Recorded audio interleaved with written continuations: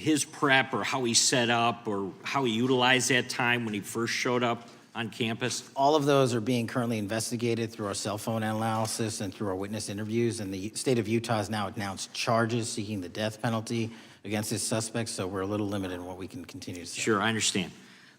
And the suspect, like you referred to, is then captured on security footage jumping off the roof of the alleged shooting location, the Losey Center. Do we have any idea how the suspect got up on the roof in the first place? I think for members of Congress, especially after Butler in Pennsylvania, it's just unimaginable that there could be some type of security breakdown prior to an event of that size where somebody could access a rooftop. So not commenting on the case, but having gone to the crime scene and walked the steps that we believe were taken, the roof was actually readily accessible through an exterior stairwell, so anyone could have gotten on it. Okay. The suspect flees on foot to kind of this wooded area where he drops the rifle, wraps it in a towel, and then proceeds to his staged vehicle and basically drives home. So do we have any idea what the towel was about? Was it used later to identify a place where the firearm was left, or do we... What we can tell you is the towel, there was a screwdriver found on the rooftop, which DNA was collected off of, and the towel was found wrapped around the firearm in question in a wooded area next to the campus. All have been processed for DNA. And then, according to the suspect's roommate, there were allegedly messages on instant messaging platforms, specifically Discord, suggesting the towel may have been used to identify that weapon's location. So the public reports have suggested that the shooter acted alone. Do we still believe that that's true? Do we have any idea as to whether or not those Discord messages led us to believe that the shooter may have had help in any way or assistance? I can only speak to the FBI's investigation, and our investigation is ongoing, and we are interviewing any of those individuals involved in that chat and other individuals in the area. Very good. And so my suggestion, if there are accomplices, I'm sure this is something that the FBI is going to continue to investigate fully and thoroughly into the future. Yes, sir. The reason I ask that is because I don't know that that was necessarily the case with Butler, Pennsylvania. So thank you so much for your Jay, and the CIA declassified the annex to Special Counsel John Durham's 2023 report on Operation Crossfire Hurricane.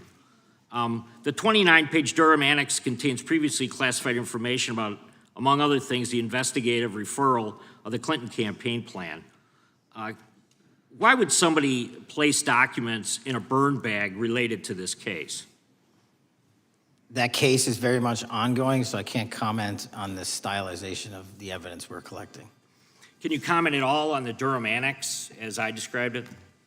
The Durham annex, which has been publicly released thanks to the FBI's commitment to transparency, is one of the documents that's being utilized. And in general terms, speaking for burn bags, sir, a burn bag is what you use to put classified documents into generally, because that is literally how you destroy them.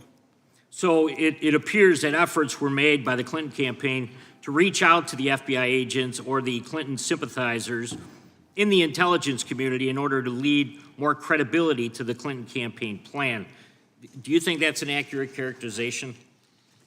Again, I'm not going to characterize that material because it's part of an ongoing investigation. Thanks for being here today. I yield back. Gentleman yields back. Gentleman from California is recognized. Thank you, Director Patel, for being here today. The FBI searched Jeffrey Epstein's Manhattan residence, correct? I believe that happened in 2018. I think there was 2 locations, sir. It's 2019, and in that residence, the FBI found a safe, correct? I don't have the catalog of evidence in front of me.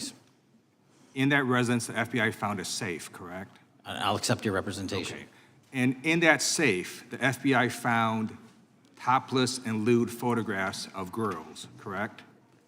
Again, sir, I'll accept your representation. I don't know. Thank you. It was all over the media at the time. There's a New York Times article that says Jeffrey Epstein is indicted on sex charges as discovery of nude photos is disclosed, dated July 8th, 2019.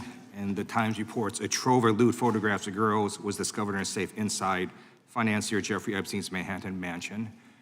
Author Michael Wolff has conducted numerous interviews of Jeffrey Epstein. I'm going to play for you a video clip of what Michael Wolff said Epstein told him was in the safe and what he showed the author was in this safe. So let's please play that clip now. Elected. I was sitting talking to Epstein, and he said, "Wait a minute, I got to show you something." And then he went into his safe, and he came out with photographs. They were Polaroids, I think, and he kind of spread them out like playing cards, and it was Trump.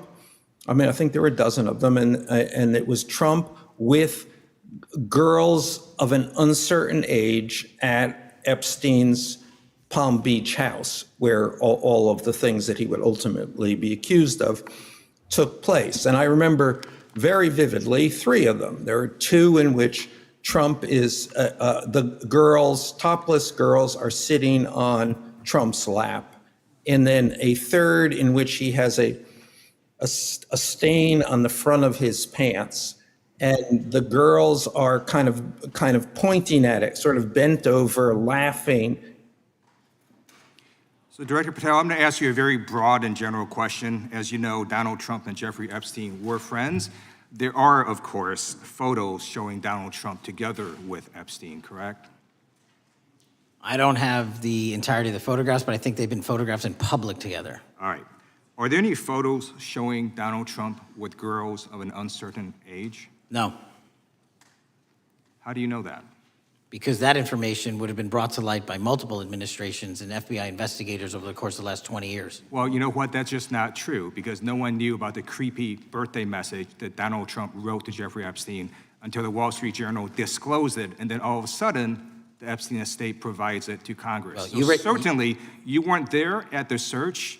You don't know what Epstein may or may not have done with those photographs even prior to the search. Maybe someone has it. Maybe the Epstein estate has it.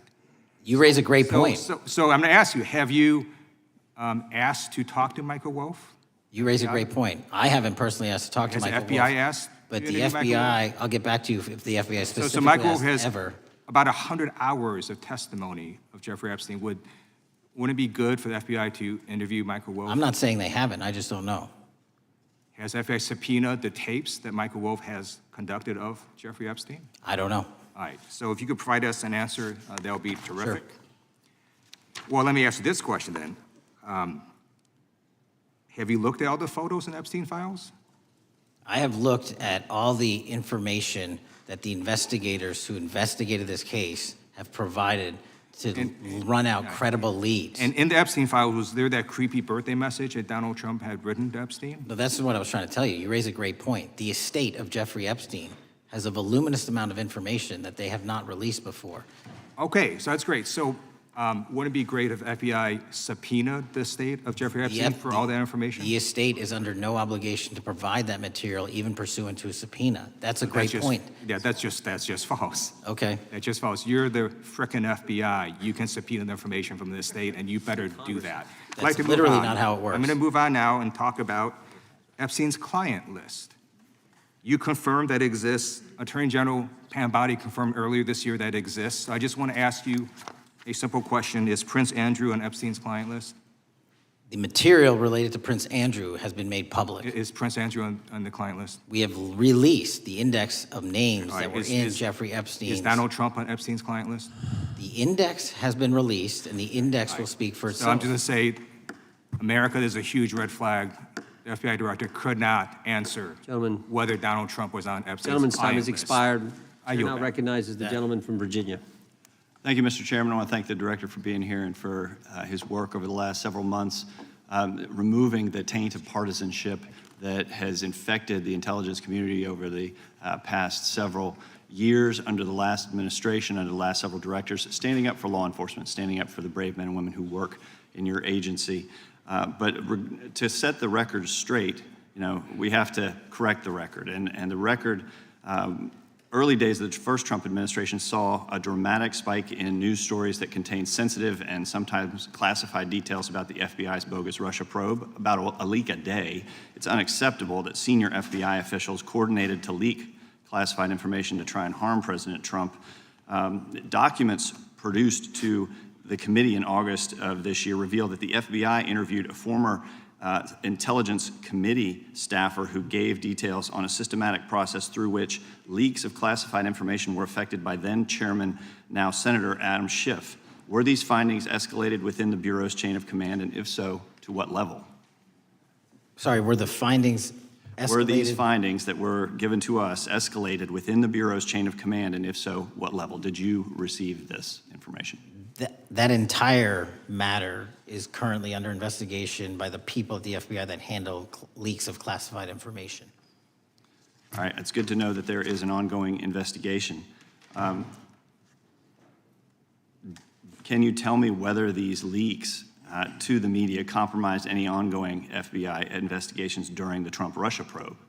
I can tell you, generally speaking, the leaks of classified information are detrimental to any work the FBI is doing. Now, former Director James Comey testified before the Senate Judiciary Committee that he had never been an anonymous source, nor authorized anyone to be an anonymous source in news reports about matters relating to the Trump investigation or the Clinton investigation. Was Comey's testimony true?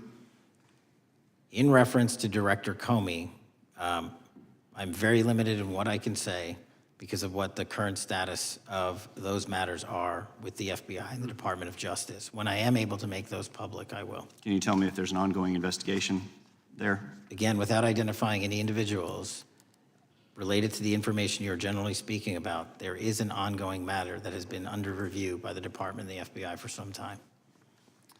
Because we know that the documents that we received last month revealed that former Director Comey used Columbia University law professor as a conduit to leak stories to the media that contained classified information.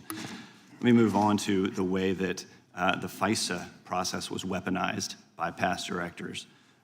Prior to your confirmation, you raised concerns about government misuse of FISA, including Section 702, stating that FISA was in need of major reform. Specifically, you highlighted that the Fisk report that the FBI had conducted 278,000 improper searches of the FISA database. Do you remain concerned about governmental abuse of FISA in Section 702? I'm always concerned, but what we've done since I became FBI director is implement new audit systems. We are nearing 100% review of the 702 query system that you are specifically referring to, and we've also eliminated anyone that has ever touched that database that has in any way made a mistake, whether intentional or not. And we have also identified a system in which those going forward who misuse the 702 system, they don't get 2 strikes. They get 1 and you're done.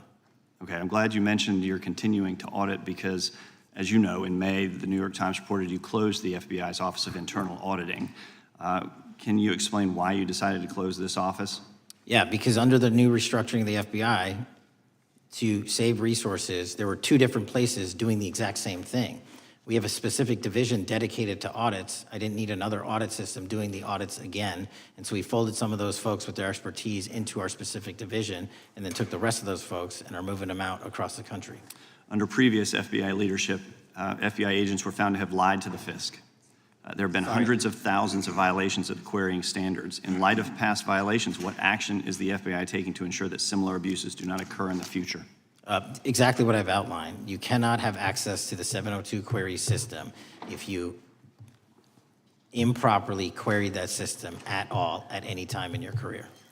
Okay, at a Senate hearing 2 years ago, your predecessor, Director Wray, testified FBI had previously purchased U.S. phone geolocation data for a specific national security pilot project and further stated that the project had not been active for some time and that the FBI relies on court-authorized process to obtain location data from companies.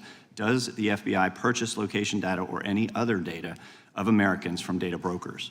I don't believe so, but I'll get back to you. Thank you, that'd be important. I appreciate that. I yield back. Gentleman yields back. Gentlelady from Washington is recognized.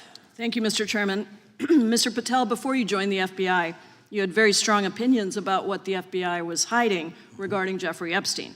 In a September 2023 interview with Glenn Beck, you said, the Black Book is under the, quote, direct control of the director of the FBI. In December 2023, you said, let us know who the pedophiles are. Even for a short time after becoming FBI director, in February of 2025, you tweeted, quote, there will be no cover-ups, no missing documents, no stone left unturned. In June, you told Joe Rogan, quote, we've reviewed all the information, we're gonna give you every single thing we have and can. But then suddenly in July, everything changed. You and Attorney General Pam Bondi released one video and said that there was nothing more to see. Your July memo says you uncovered more than 300 gigabytes of data and physical evidence, but that you had decided no further disclosure would be appropriate or warranted. That is a quote. I think what happened, Mr. Patel, is that suddenly you discovered that Donald Trump's name was all over these files, and you started a giant cover-up. So you are under oath, Mr. Patel. You just testified to Mr. Swalwell that you did not speak to the president about the Epstein files. To your knowledge, did Attorney General Pam Bondi speak to the president about what was in the Epstein files? I can't speak for Attorney General Pam Bondi. So to your knowledge, you don't have any information. The question was, do you have any knowledge? Do you have any knowledge? I can't speak. You are for the refusing to Attorney answer the General, question, so Pam let me Bondi. tell you that the Wall Street Journal reported that in May, Bondi told Trump that he was in the Epstein files, and at the same meeting said that the DOJ did not plan to release the files. Yesterday, you testified to Senator Kennedy that there was, quote, no credible information that Epstein trafficked girls to anyone else, and that you have, quote, continuously and publicly asked the public to come forward with more information, and we'll look into it.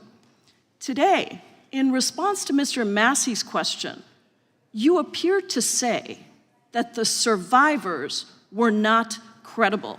These are survivors. That's not at all what I said. Okay, great. I'm going to ask you this in a second, but let me tell you Okay, about well, the then don't lie about survivors, me. and let's bring them up here into the room. These are women who came to the Hill and testified that they were groomed and raped at the age of 14 and 16 years old, and they called to meet with the president and to meet with the FBI and to have people investigate their claims. Some of them have never testified before. If you are so interested in getting the public to submit any information, why have you not met with them? You said you haven't met with them. Have you met with them? I'll give you one more chance.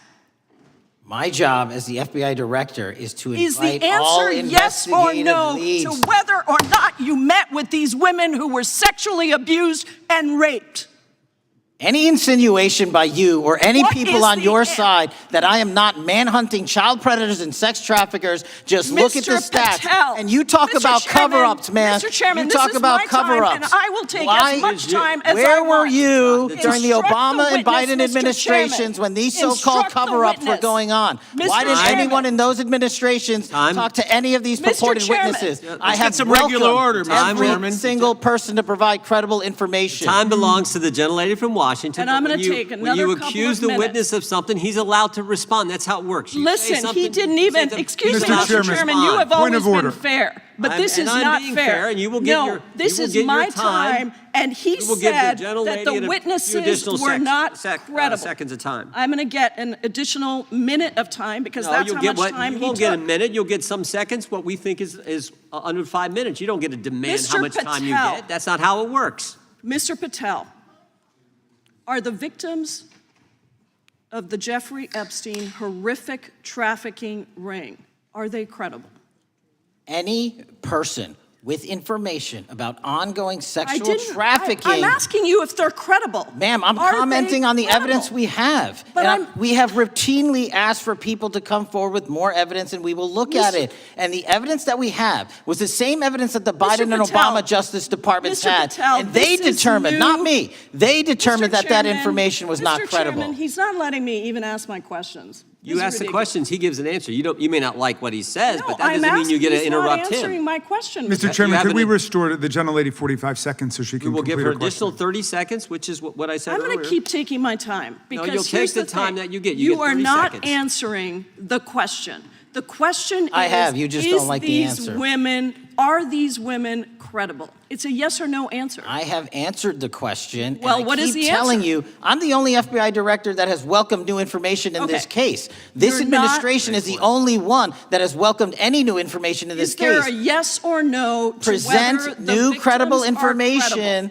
Present new Are information. the victims credible The victims- or not? I'll tell you what happened in the last Trump Are they administration. credible or not? You can't even Victims say. credibly came forward, and you know what happened? President Trump authorized the indictments of President Jeffrey Trump Epstein, called not them Biden, a hoax. not Obama, President Trump no one called else. the entire thing a Democratic hoax. So I would like to ask The you gentlelady's if time has you expired. will I gave her meet- the additional if 45 you- seconds she if you requested. will The meet- gentlelady yields back. The gentleman from Mr. New Chairman, Jersey is I would like recognized to for his ask if 5 you would minutes. meet with the women who were sexually time does not belong. abused and raped and time groomed does at not the belong ages to the of gentlelady from 14 Washington. and The time now 16 belongs- years old. Are the you time- going to cover up? No, I'm Are not you gonna- going to I'm continue gonna to recognize cover the up gentleman for from the New Jersey rich for and his 5 minutes. powerful men, including those that might be on this committee? I can yell Or too, are Mr. you Chairman. going I don't wanna to yell allow above them this. to The time belongs testify? to the gentleman from New Jersey. I Are appreciate you the going to allow gentlelady them to yielding testify, back. Mr. Patel? Go ahead, Will Mr. you Angelo. allow them to testify to you, Mr. Patel? Mr. Patel, thank you for being here. I know it's been an interesting and difficult 2 days. And I wasn't going to talk about the Epstein thing because there's a lot of other issues that affect the FBI, but I have to say a few words. I've sat here, I've listened to this, I've watched it, and you know, my Democratic colleagues are so concerned now, Mr. Patel, all of a sudden. Where were they last year? Where were they the year before? Where were they the year before that? Where was the last president in any of this? All I know, the only thing I see is a single letter from the ranking member that was sent in 2019 that he didn't like the plea deal, and some people signed on to that. Most of the truth, the real truth, let's be honest, let's be intellectually honest. The real truth is we didn't hear from them at all, anybody of them. Hardly any of them ever mentioned it. Some of them didn't mention it at all until the beginning of this year. Earlier in the year it started. Not one Democrat asked Director Wray. We all remember Director Wray was here. Not once, not twice, multiple times. Nobody asked Director Wray about Epstein before this committee. Nobody was that concerned. Where was the concern for the victims then? Where was the moral righteousness then? Where was the outrage then? Where was the sense of duty then? Where was the desire for accountability then? Where was the urgency for justice then? Most of all, where the hell was the integrity then? You know what the truth is. Let's just say it, man. Tell the truth time. The truth is, it's politically useful for them to try to do this now, even though they didn't give a damn about it in the past. And you know what? That's an insult to the victims, and that's an insult to America. Continue to do the work you're doing. Continue to uncover what needs to be uncovered. One real quick thing before I say anything to 9/11. We know that was mishandled by the past director and by the past FBIs. There are family members here. There are family members who are concerned. God Almighty, we want to get to the truth of that. I ask you, please, to meet with them, to talk to them, and to investigate this with truth. You know, in the Biden administration, we went through a very dark and difficult period of time. The FBI trust was broken with the people. Catholics were, this is the stuff we've been talking about, were labeled radical threats for praying in their churches with their rosaries. Parents at school boards were called terrorists for standing up for their children. Hindu holy men in New Jersey. We have the largest Hindu temple in the world. They were attacked. They were put up against the wall with guns to their heads. So it isn't just a Catholic or Christian thing. American Jews were targeted in colleges and universities, and a lot of folks in the FBI, in the past FBI, not this one, didn't give a damn. We can't go back to targeting religion. We can't go back to silencing free speech. The Biden administration did that. So I got questions for you. Hopefully thoughtful questions that you can answer for us in a thoughtful way. How is this FBI now, under your leadership, how are we restoring trust for Catholics, for Hindus, for Jews, for parents, for all the other, for just American people that were targeted by FISA because they had a different viewpoint? How are we restoring that trust in the FBI? In multiple ways, sir. One, and maybe most importantly, is through transparency and providing the American public with the material so they can see, read it themselves as to what the abuses were in the past, whether it relates to the Catholic memo or the Hindu incident you talked about at the largest temple in North America. Any institution of faith and any member of faith will not be investigated by this FBI because they are men and women of faith ever, period. Full And stop. nor should they. Nor should they. I don't mean to interrupt you, but my God, of all the amendments to the freedom of speech, freedom to believe in what you want to believe in, I know you're standing up for that. Continue. I'm sorry. No, that's it. Sorry. Okay. The Richmond memo was driven by a reliance on sources. The Southern Poverty Law Center, you know, the words sound nice, but the organization's not so nice. And we've seen the Anti-Defamation League distort data that counts as violence. Have you been able to identify and eliminate these kinds of partisan sources? We welcome all sources, but we want objectivity and neutrality and decency in the way we report all this. Have you been able to uncover any information there? How do we make sure our sources are good in the future? We have reviewed the source processes that infiltrate any institutions of faith, and they will no longer be going into institutions of faith. They will be directed towards criminal activity and protecting the homeland, the two most important missions the FBI has, and that's what we're going to continue to do. Good. And I'll say this, there was a lot of bull today, a lot of you know what, and I'm not going to say it because I respect the institution so much going on around here. Continue to do the work of the people. You are here for that reason. The administration is here for that reason. It was weaponized and politicized, the FBI, in the past. I hope to God we never, ever see that again. One of the darkest parts of American history. Thank you, Mr. Patel. I yield back. Mr. Chairman, I have a unanimous consent Gentleman request. yields back. The gentleman from New York is recognized for UC. I would like to introduce a CNN article that explains how an alleged top leader of the MS-13 gang was dismissed. His case was dismissed in Brooklyn so that he could be deported back to El Salvador, even though he was charged with murder. Without objection. Mr. Chairman, I have some unanimous consent The lady from requests. Washington is recognized. I ask unanimous consent to enter into the record an article titled "Justice Department Told Trump in May That His Name is Among Many in the Epstein Files." Without objection. I have another one that is a July 2025 article by the New York Times entitled "How a Frantic Scouring of the Epstein Files Consumed the Justice Department," stating that DOJ and FBI employees reviewing the Epstein Files were instructed to flag any mentions of Trump and other celebrities. Without objection. And I have another unanimous consent request to enter into the record an August 2025 article by The Guardian entitled "Ghislaine Maxwell Hinted at Epstein's Ties to Trump Officials. Why Wasn't She Pressed for Names?" stating that Maxwell told Deputy U.S. Attorney Todd Blanche that some of the, quote, cast of characters around Epstein are in Trump's cabinet. Without objection. Chair now recognizes the gentlelady from Pennsylvania. Thank you, Mr. Chairman, and thank you, Mr. Patel, for coming before us to testify today. I am concerned by your repeated claims that you're not able to disclose anything further about the Epstein investigation and files, and that there's no evidence of a broader conspiracy or other people who should be charged, because the American people aren't buying that you've been transparent or that there's nothing further to be seen. In exchange with my colleague, Mr. Roy, you reiterated something that I heard you say yesterday in your Senate testimony, and that is, under your direction, the FBI will always follow the money. Is that right? The money, did you say? Yes. Yes, you said you'll follow the money. That's great. And just now you said you welcome the opportunity to investigate new evidence. So there has been significant recent reporting just in the last couple of weeks that after Jeffrey Epstein was arrested, 4 major banks flagged more than $1.5 billion in suspicious transactions connected to him that suggested a massive conspiracy related to his child sex trafficking activities. Director Patel, has the FBI reviewed the $1.5 billion in suspicious bank transactions flagged to the government relating to Epstein and his co-conspirators? I know the FBI has reviewed numerous SARs. I don't know the totality of that number. Okay, can you provide us with that number? I'll get back to you. Okay. And have you initiated any new investigation of those bank transactions since, say, September 8th, when the new reporting came out? I'll check with the Treasury Department because they're the lead on that. Okay, so Director Patel, how many individuals or entities has the FBI interviewed, subpoenaed, or compelled to testify? Can you give us those numbers with respect to these bank transactions? Not off the top of my head, I'll have to work with Treasury. Okay.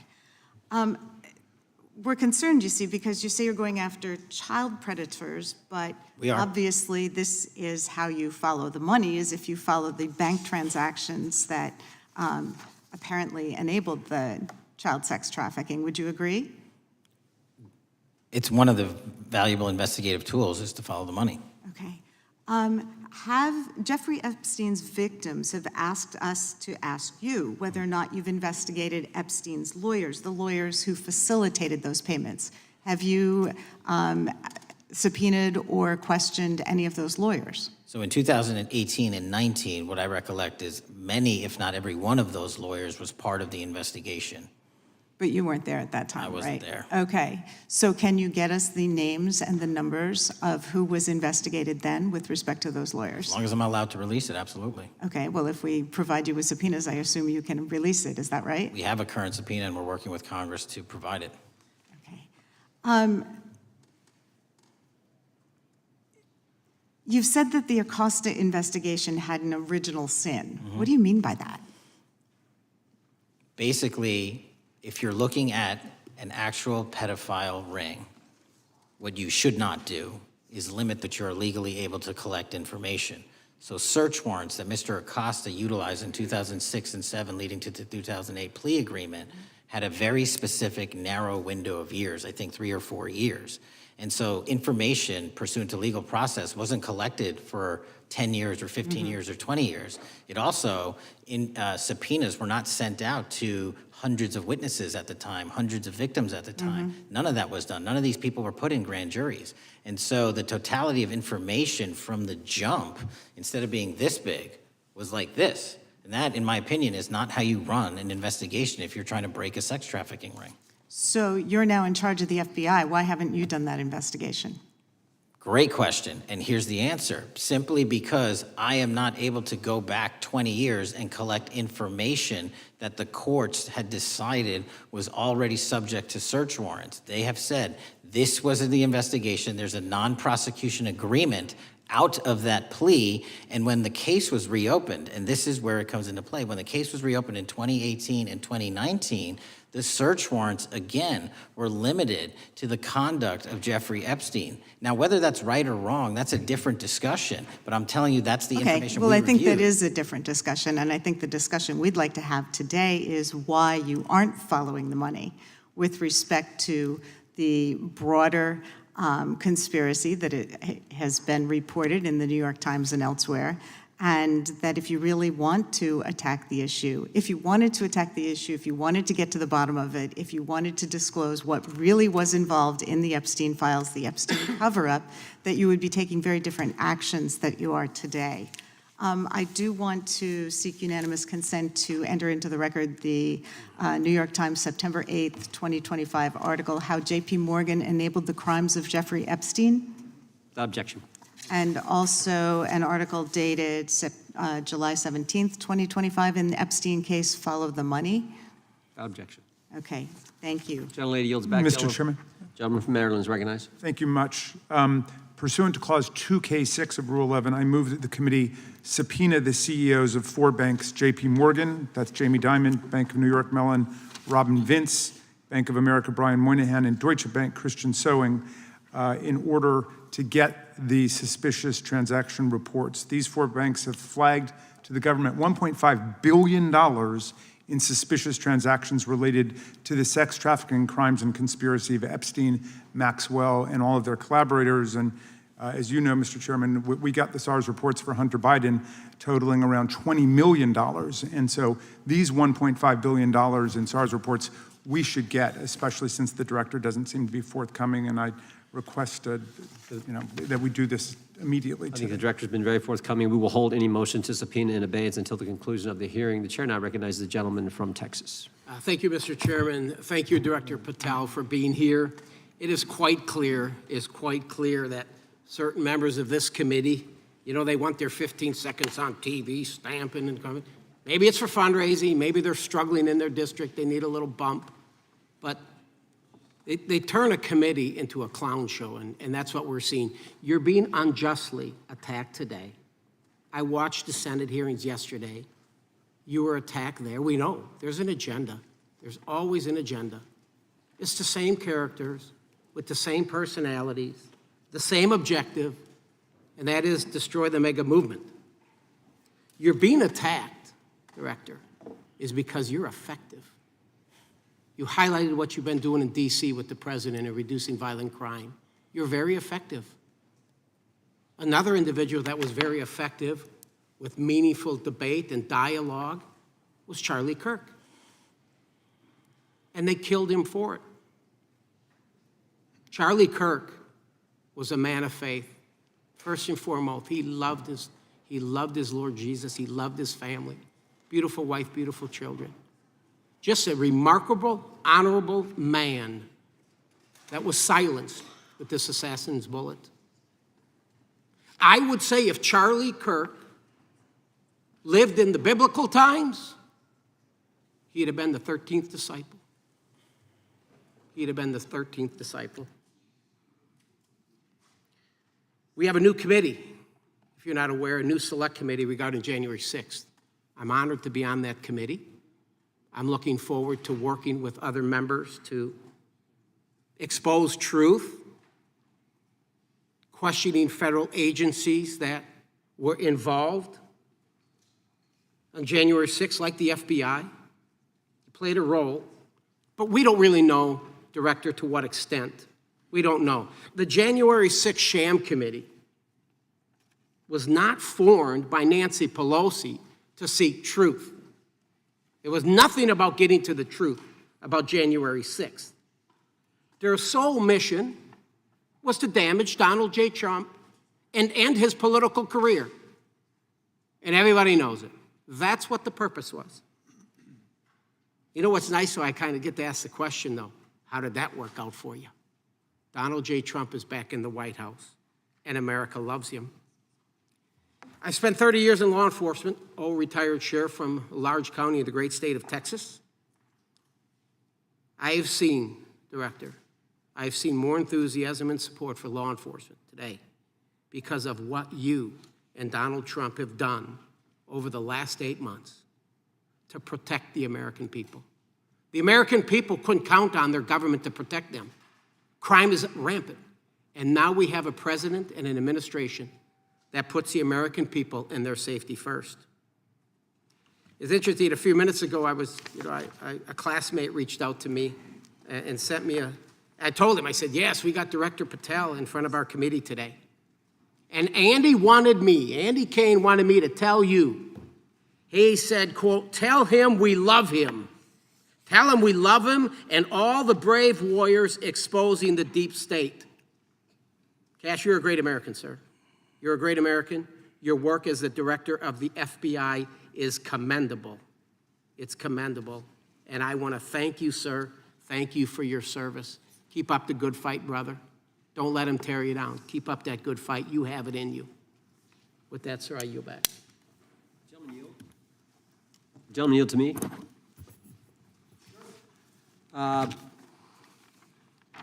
Director Patel, there were 26, the gentleman mentioned the select committee, there were 26 confidential human sources at the Capitol on January 6, 2021. 4 entered the Capitol and thereby broke the law. Do you know if those individuals were being paid by the Ray FBI? So we've provided 600 pages of documents to this committee alone regarding January 6th. That's 600 pages more than any of my predecessors. Yep. Generally speaking, confidential human sources are always paid by the FBI. That's how it works. I can't speak to the specifics on each one and how much they make. And we appreciate it. We've reviewed some of that material, and you've given us a lot of material that we didn't get from Director Ray. That specific question, I think, is important to the American people. Were people who were confidential human sources of the FBI who broke the law, one was recommended for prosecution, my understanding is, by the information we've received from you. Were they actually paid by the very taxpayers who may have got charged with the same offense? I think that's important for us to understand. I'll get back to you on that. Thank you. Chair now recognizes the gentleman from California. Thank you, Mr. Chair. Welcome, Director Patel. I'm going to focus a little bit on domestic terrorism. We have a graph here, data up to 2021, but as you can tell, domestic terrorism is on the rise. Nation, our citizens under threat. We saw the assassination of Charlie Kirk, 2 assassination attempts on the president, school shooting, Minnesota last month, and closer to home, just a couple of days ago, Huntington Beach, peaceful vigil for Charlie Clark, infiltrated by neo-Nazis who essentially made the local individuals attending that event fear for their safety. All of us know that a lot of these domestic attacks are by lone wolves, but yet they do leave clues, social media or elsewhere. Director Patel, you're it. You're the thin blue line. The FBI, your job to protect our citizens back home from those that would harm us. You have to find the needle in the haystack. Takes a lot of work, a lot of resources. Talking to my local sheriff this morning who said they're concerned. Federal cuts to local grants that help them do the job. Then, of course, let's not forget about other threats that are coming before us, like high-tech fraud. Local senior recently was talking to me about a text she had gotten, a demand by the IRS to send a payment immediately, or the IRS agents were on their way to arrest this individual. Pretty gutsy stuff by folks probably from Europe, North Korea, Russia, China, people, okay, going after those precious savings our senior citizens rely on. Yet the president's proposing a budget cut of $500 million or more to your organization, the FBI. You've said that that'll essentially equate to about 1,300 less jobs at the FBI. So I'm going to ask you essentially, what is it that we can do to help you do your job? Little concerned. Friday night lights. One of the events I love to do on Friday nights, go to the local high school football game. Sit there at the stadium and you always say, what if? What if? You're the thin blue line. Can you do your job cutting $500 million from your budget? Thank you, sir. I think we are doing our job, and the distinction is with the budget that we have, we are flexing more resources to the field. California is receiving the largest FBI plus-up of any state in the union due to that plus-up. They're not getting a reduction. No state is getting a reduction. Every state is getting a plus-up. And so I'm utilizing the money that we have to first plus it up. And the empty vacancies that we have, those haven't been filled in years, not under my leadership. Here's my concern. You're going to do well, you're doing more with less, is what you're saying. Yet, we're about to vote on a budget that has $88 million more to protect members of Congress, the executive branch, and the Supreme Court. There's a contradiction here. Back on Main Street, we're saying you can do more with less, you can protect them with less money, yet here in Washington, we're saying we need more money to protect members of Congress. It's a little contradiction here, or maybe, sir, you ought to talk to leadership about coming in with your management style to protect the Supreme Court, Congress, and the administration. Otherwise, it's essentially a hypocritical situation. We need more protection, yet folks on Main Street can do with less. My concern is folks on Main Street. We also were, I think we received over $300 million in the big, beautiful bill, and we're also receiving pots of money from our interagency, so this sort of $500 million cut isn't entirely accurate. You're still getting cut $200 million plus. You're still moving your agents to do ICE work, so you are leaving a lot of bases uncovered. And I'm not going to be argumentative with you, Director Patel. I'm just saying, if that thin blue line does not hold, people on Main Street will pay the price. I agree with you, sir. And I just look forward to working with you because I am very concerned that these kinds of budget cuts are short-sighted, especially when my local sheriff calls me and says, We need more support, and we're looking at budget cuts. I'll work with you, sir. Thank you, Mr. Chair. I yield time. Mr. Chairman, I have another unanimous consent request. Gentleman yields back. The gentleman from New York is recognized for unanimous consent. I seek to introduce a December 2024 OIG report from the Department of Justice, which confirms the conclusion of the Bill Barr Justice Department that the so-called whistleblower, a disgruntled former employee of the Intelligence Committee, was not a credible witness, and there were no further actions taken. Without objection. Mr. Chair, I'd like to submit some items for the record. You bet. Gentleman from California. First one, Trump's deportation diverts FBI agents off child predator cases. Second one, FBI director backtracks on administration's proposed budget cuts. And number three, Trump administration says 70% of ICE detainees do not have criminal convictions. Without objection. Gentleman from Texas is recognized. Thank you. Director, earlier this year, the committee learned of new documents tied to the Crossfire Hurricane investigation and the Russia collusion hoax against President Trump. Your efforts in declassifying key documents tied to this investigation allowed the committee to acquire thousands of pages that it did not have previously. Did any of your predecessors make any effort to declassify these documents? Not to the extent we have. Did any of your predecessors share or leak any details that were classified at the time? There are ongoing leak investigations across the board at the Bureau related to this. I believe one of those is Mr. Comey, and I thank you for continuing that investigation. Among the declassified documents are the Durham Report Annex, the Crossfire Binder, and the Nellie Orr Criminal Referral. Could you summarize for those watching that what we know about the Russia collusion hoax so far?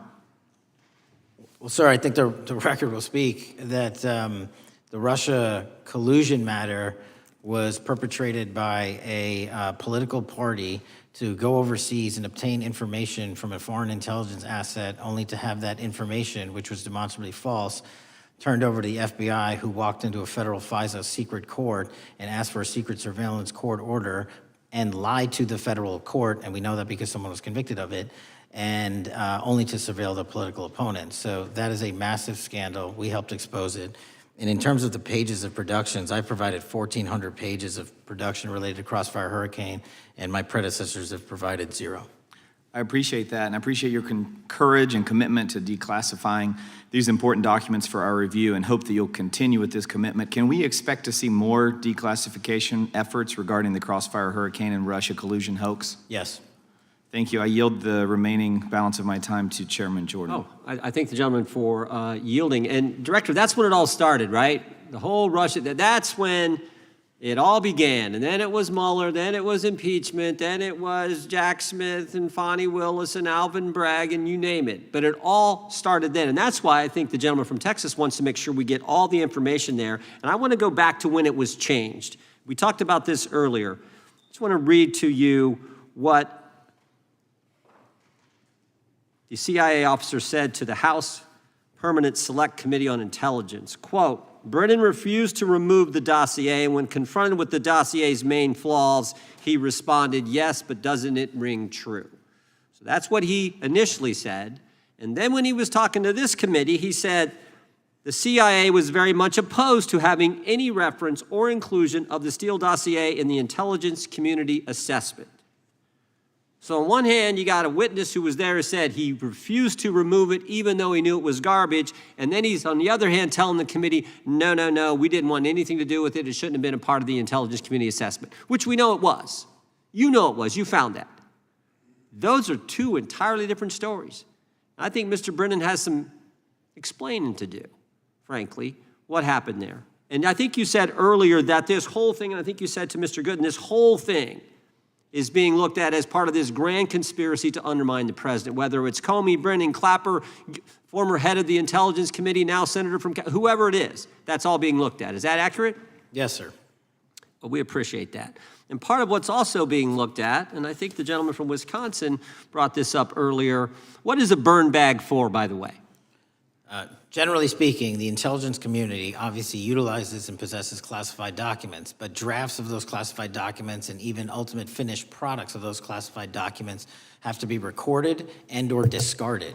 And if they are discarded, the only way we do that, the hard copies, is we literally put them in burn bags that are identified specifically for that purpose, and there is a very exact courier system in which those burn bags are obtained and the material inside is destroyed. So it's to get rid of the material, right? Yes, sir. And it looks like the annex that Mr. Durham in his investigation had was put into a burn bag by your predecessor, I assume, to be destroyed. Is that accurate? Without getting into the stylization of the evidence, anything that's put in a burn bag is for purposes of destruction.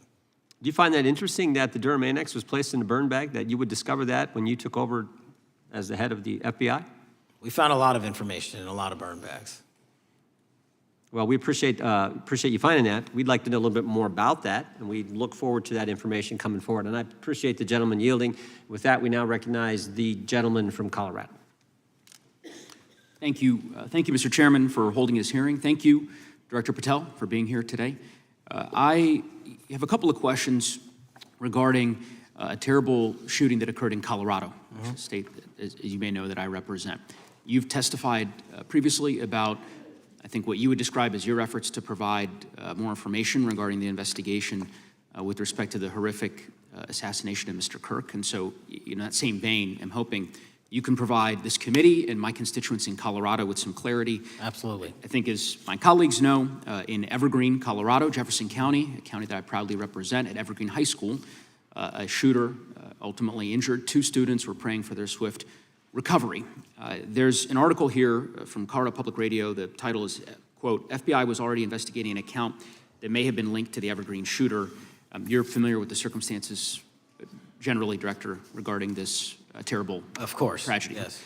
So my understanding from the public reporting is that an organization reported to the FBI in July of this year regarding, just reading here from the article, that the FBI opened an assessment into a social media account user whose identity was unknown and who was discussing the planning of a mass shooting with threats nonspecific in nature. This is the FBI's statement to the press. And that the FBI continued to work this assessment investigation to identify the name and location of the user up until September 10th, 2025, which was the day of the tragedy. Can you provide us some clarity on what were the impediments to finding, the account user, and maybe describe in greater detail the FBI's work in that regard? Generally speaking, yes, because I know even though the shooter's deceased, the investigation we're not done. Sure. And so the impediments to finding these individuals, and you highlight a great point. We had 2 huge tragedies in the span of days in this country. The school shooting in Evergreen, Colorado being one of them. And proactively going out onto these social media platforms, which are so large, is our biggest impediment. And we need to rely on the service providers. There's actual legislation, I can't remember the name of it, that's up for renewal, which will, and I think at the end of the month, which gives service providers the ability to report that information in from their end without liability. We need that to continue, because while the FBI has so many people and the police are great at doing it, there's just too many platforms to cover down on. Well, I appreciate that, Director Patel, and I think we're certainly, I'm interested in continuing this conversation, because I think the reporting suggests that that there's a pattern, and that ultimately, we want to make sure that law enforcement is able to prevent this kind of tragedy from happening in the future. I have a question. It's not meant as a gotcha question, so it just frame it there. But it is in regards to some reporting around a periodic transaction report that you had filed earlier, this year. So this is in July, pursuant to the ethical obligations as a senior executive official. You remember filing that in July? Yes. Yeah. So in that report, as best as I can surmise, you disclosed that you divested $100,000 or more in a variety of different stocks, which I presume was pursuant to the ethics agreement that you negotiated with the Department of Justice. In that same report, there's a disclosure regarding purchases of 2 different transactions. So between $15,000 to $50,000 in a national coffee house chain, and between $50,000 to $100,000 in a semiconductor company on May 9th and May 12th. Are those transactions that you're doing personally, or are these through a stockbroker, or are these transactions that you're handling yourself? So how they happen is I submit proposals under DOJ guidance to say, hey, I would like to trade this or that, and they run their review, and the FBI runs a review, and then they come back and say yes or no, and then I make the transaction. Is there a reason that you decided to make the purchases into those two companies? Generally speaking, before I got this job, I was, trading stocks, but not a lot like most people, and I just follow certain industries, and I thought that would be a good investment. So the reason why I ask, right, because you had divested in other companies, and I presume that wasn't because there were actual conflicts. It's just that you wanted to avoid an appearance of impropriety. It was both. Both, but not all of the companies were conflicts. Whatever they make divested from. I don't make the call, they make the call. Sure. Yeah. I guess my point would be, the reason why I ask is, why I said it's not a gotcha question, I have for years led an effort here in Congress to try to ban members of Congress, senior executive officials, from trading stocks. And it's bipartisan in nature. We're working really hard to get that done, Republicans and Democrats. And you can understand, I think, given your role, given the nature of the position that you hold as the leader of the largest law enforcement agency in our country, that divesting entirely, not doing day trading now, I think would be something that would be in the interest of the American people. So I just would hope you would consider that, and that moving forward, that perhaps not purchasing stocks in individual companies, I would think would be something that would be worth pursuing. Gentleman's time is... I'm happy to give the witness an opportunity to answer. Thank you. I'll work with you on it. Gentleman from Alabama is recognized. Thank you, Mr. Chairman. Thank you, Director Patel, for being here today. Newly declassified documents confirm that the intelligence community under President Barack Obama knowingly relied on unverified and fraudulent evidence to manufacture a false claim that Russia, in fact, meddled in the 2016 election. Is there more to be done to uncover the depths and origins of the Russian collusion hoax? There is, and we're doing it. Why should Americans still care about that, Director Patel? Everybody wants to talk about a weaponized bureaucracy. And when we put out the facts about a weaponized bureaucracy, not because I said so, but because we found the FISA documents, because we found the 302s and the 1023s, then it becomes a political football. My job is to continue to put out that information and let the American public read it for themselves when I'm lawfully able to do so. And that's been my commitment on any subject, Russiagate or otherwise. Wherever the law allows me to do it, I will do it. When I first came in 2020, the number one concern as I was doing town halls was the weaponization of the government against the American citizen. And so are there things that you're doing, structural reforms that implementing so that the FBI cannot be weaponized again, whether it's against President Trump or future elected presidents? Well, it shouldn't be weaponized against anyone. And the structural reform is simple. If you're going to go after a political individual or someone seeking political office, there has to be a grounded basis in law and fact to open up a criminal investigation. And if there's not, the investigation isn't even opened. And I've also gone back and reviewed other cases that were opened in prior administrations related to public officials, and we've closed a number of them because we felt that some of these actions were weaponized on either side of the aisle. I felt it wholly inappropriate for the FBI to be playing umpire and referee amongst these decision makers when there was no factual or legal basis to continue those investigations, so I shut them down. And I think that's so desperately needed because we need to restore trust in law enforcement and certainly in the DOJ and the FBI so that the American people don't fear the very government that's supposed to protect them. And so thank you for doing that. On August 11th, you released to the committee documents concerning leak investigations that began in 2017. Do you believe these leaks were accidental or were they intentional in order to influence public opinion against President Trump? When I can publicly make a final decision on that, either through a recommendation of charging that the DOJ makes or findings that I have, I'm able to do so, but they're still not complete. Why did the FBI under Director Comey want to undermine the Trump administration? I don't know. You'll have to ask him. Think it might have been political? How will Director Comey be held accountable for his leaks and classified information concerning the Russian collusion hoax? Well, anyone. Doesn't matter what you did before or what seat you were in. If you leak classified information, that's illegal. And we will investigate it fully. And if we can bring enough evidence to recommend charges to the Department of Justice, we will. But as you know, in these leak investigations, it's very difficult to produce the information necessary. We know leaks happen. They literally happen every week. It's one of the most destructive things to this country. Media receives classified information beneficial to one side or the other. I'm a fan of none of it, and I want to shut all of it down. And we need to bring some real cases to deter individuals from doing that, and that's my focus. What was Comey's role in creating the ICA? You know, speaking from my memory, as the head of the FBI, he was charged under then Director Brennan and Director Clapper and the other IC elements to come in with the NSA, CIA, FBI, and ODNI and put together a collection of information on how the information sort of surrounding Russiagate came together. So he represented the FBI in that. Was former Director of CIA John Brennan, he's denied that the Steele dossier was used in creating the ICA. Is that true? Well, it's, without commenting on him, the FISA has been released, and the dossier was in the FISA. It was in 4 FISAs. So I'll let the public decide. Well, former Director Brennan actually denied repeatedly that he pushed for the Steele dossier to be included in the ICA. Is that true? I'll let his testimony speak for itself, but then Deputy Director Andy McCabe also testified to the House Intelligence Committee, which has now been declassified, that were there no Steele dossier, there would have been no FISA. Well, my time's getting close, but let me tell you this, sir, and well, my colleague from Texas said, thank you for the job you're doing. You're making the American people safe.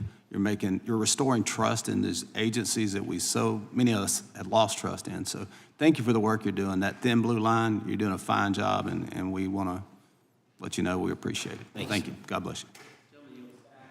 Lady from California is recognized.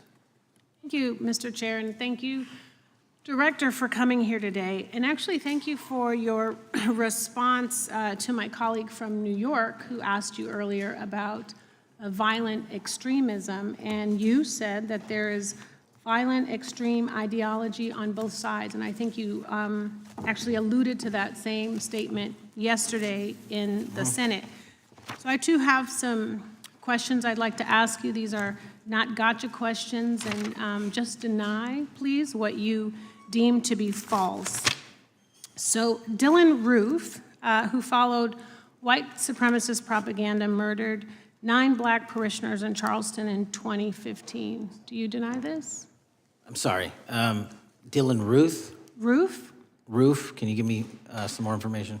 You're head of the FBI, you probably know this. If you don't know, that's fine.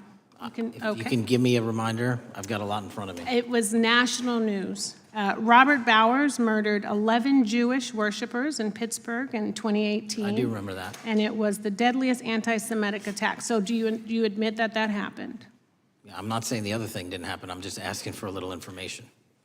Patrick Cruces, who posted a manifesto about a Hispanic invasion, walked into a Walmart in El Paso, Texas in 2019 and began firing. He murdered 23 people that day, and the youngest was 15. Do you admit or deny that that happened?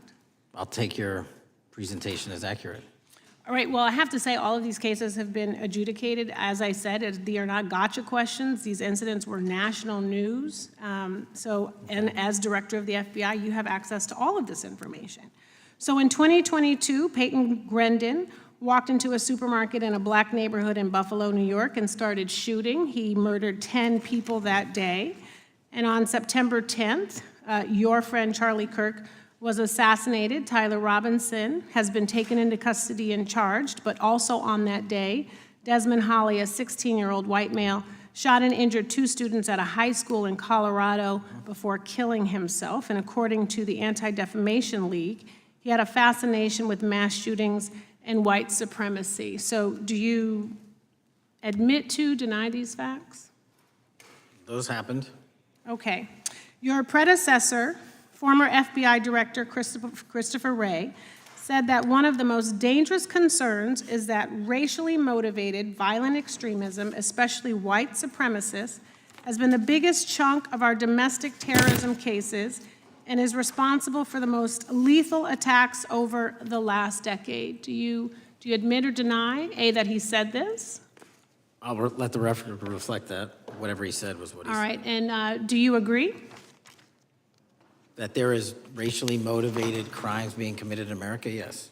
Yes, especially white supremacists, which is the biggest chunk of our domestic terrorism. I'm glad that you said this. So last week, President Trump was asked if there were extremists on both the left and the right. He was actually asked this by Fox and Friends, and his exact words were, "I'll tell you something that's going to get me in trouble, but I couldn't care less.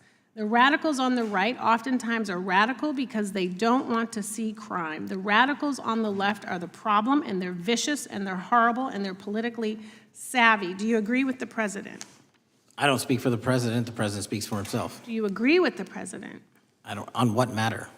On the question that I just asked, do you agree with his statement about the radical left? That there's ideology that's driving violence on both sides? Yes, that's what he acknowledged. No, he didn't. He didn't. But I'm glad that you're saying that and actually creating some separation between you and the president. And I'm glad that you That's literally are not what happened. He said acknowledging both. that there is violent extremism on both sides. What's interesting is that the research arm of the Department of Justice, the National Institute of Justice, do you know what that is?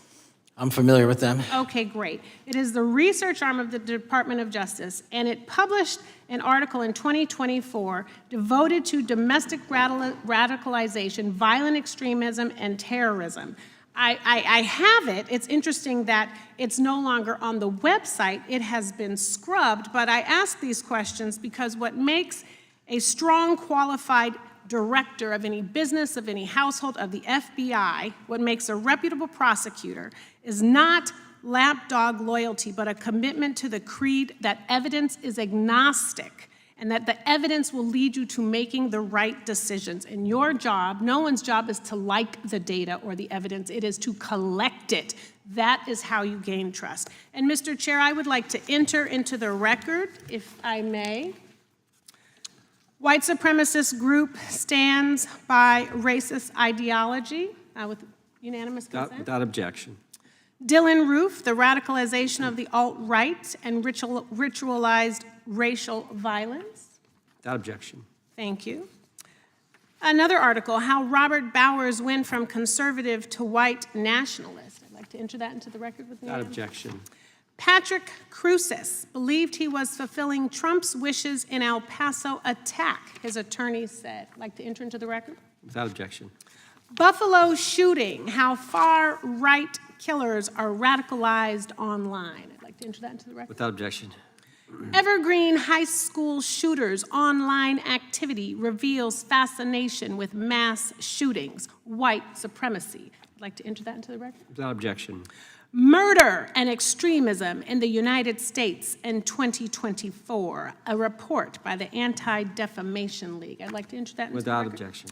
And the article, the report that was scrubbed from the DOJ just recently, National Institute of Justice Journal focusing on domestic radicalization, violent extremism, and terrorism. I'd like to enter that into the record. Without objection. And lastly, the libertarian think tank Cato and their analysis on violent extremism and the right rising in extremist acts. I'd like to enter that into the record. Without objection. Thank you, and I yield back. Gentlelady yields back. Gentlelady from Wyoming is recognized. Just very quickly, Director Patel, thank you for being here, for your service to this country, and for the transparency that you have brought to the FBI and for the American people. Transparency that was absolutely non-existent in the Biden administration and FBI. I believe that you might have been asked earlier about whether you had had an opportunity to visit with any of Epstein's legal counsel. Were you asked that question earlier? I think so. Okay. One of the legal counsels or legal fixers for Mr. Epstein was Stacey Plaskett, the Democrat delegate to Congress from the Virgin Islands. So perhaps for those on the other side who are interested in talking to Jeffrey Epstein's attorneys, they could sure visit with one of their own colleagues. I want to focus on something that I think is very important that has not been addressed enough today, and that is related to the consequences of the Biden open border. One consequence of the Biden border crisis is the impact that it continues to have on our tribal communities, with the cartels taking advantage of our open borders, the Mexican drug cartels, by infiltrating our reservations and bringing violence, drugs, murder, trafficking, and more. Last year, when I questioned the Attorney General Garland about what the DOJ was doing to protect these communities, he simply deflected responsibility and said that Congress had not appropriated sufficient resources for them to be able to protect our tribal communities. Mr. Patel, what is the Trump FBI doing to counter the drug cartel infiltration and other violent crime targeting our Native American communities? Thank you. It only took more than half of this proceeding to talk about one of the priorities that the FBI has, which is crimes on tribal lands. Every single crime that we have been talking about, whether it's child predators, human trafficking, narco traffickers, murder, they all happen on tribal lands as well. And I've said since the beginning, it is a priority, which is why we launched Operation Not Forgotten on tribal lands. And I'm the first FBI director to meet with the staff and tribal leaders here in Washington, D.C. and elsewhere, and invited them into my office and headquarters to see them, because I need engagement with tribal leadership, and I need our police and FBI agents to be engaging with tribal leadership. Otherwise, we're not going to break through. We have 1,900 Indian country cases open right now. We've got 600 indictments this year alone. We cannot forget tribal lands. Every single one of those people lives in the United States of America, and it is an absolute priority to protect them and their children just as it is anyone else. So I think it's fair to say that what Mary Garland testified to, that the FBI and DOJ did not have the resources to address that. I think that that was an absolutely false statement. Would you agree with me? It's a decision by him not to do so. That's not my decision. At the end of August, the U.S. Attorney and FBI announced that nearly 100 personnel representing members of the Safe Trails Task Force operated near Wyoming's Wind River Reservation to assist with reducing drug trafficking and illegal guns. Director Patel, you have routinely stated that it is your mission to partner with and strengthen local and state law enforcement partners. How does the task force and other FBI efforts bring tribal law enforcement into this process? The major problem with tribal lands is the sheer tyranny of geography and the amount of coverage that they have on land versus the personnel they have to do it. So what we've done is constantly surge resources to tribal lands across this country on a 30, 60, 90-day rotating basis, reporting back to us saying who needs more. And what we found is that most of these lands can be assisted by our counter-UAS program, our drone capabilities, and we're gonna do it because what's happening is the Mexican drug cartels are literally flying overhead, dropping their cargo, their narcotics onto this land where no one's looking, and then it's being disseminated to children, to youth, to adults on that land and killing them. And we got to stop it before it gets dropped off.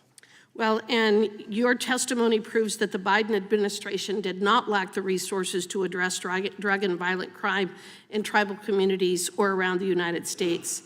It instead expended and wasted these resources investigating parents, Catholics, we now find out Turning Point USA, the RNC, and Republican organizations, rather than protecting our Native Americans by closing the border. Is that fair? I think so.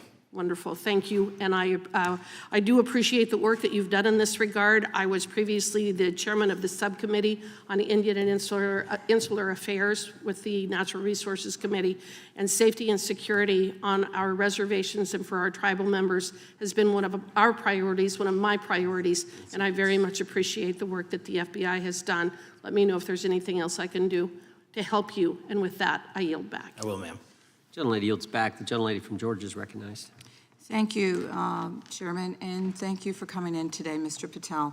In the past few months, the country has experienced a string of horrific, high-profile attacks that have been motivated by racial hatred or political ideology.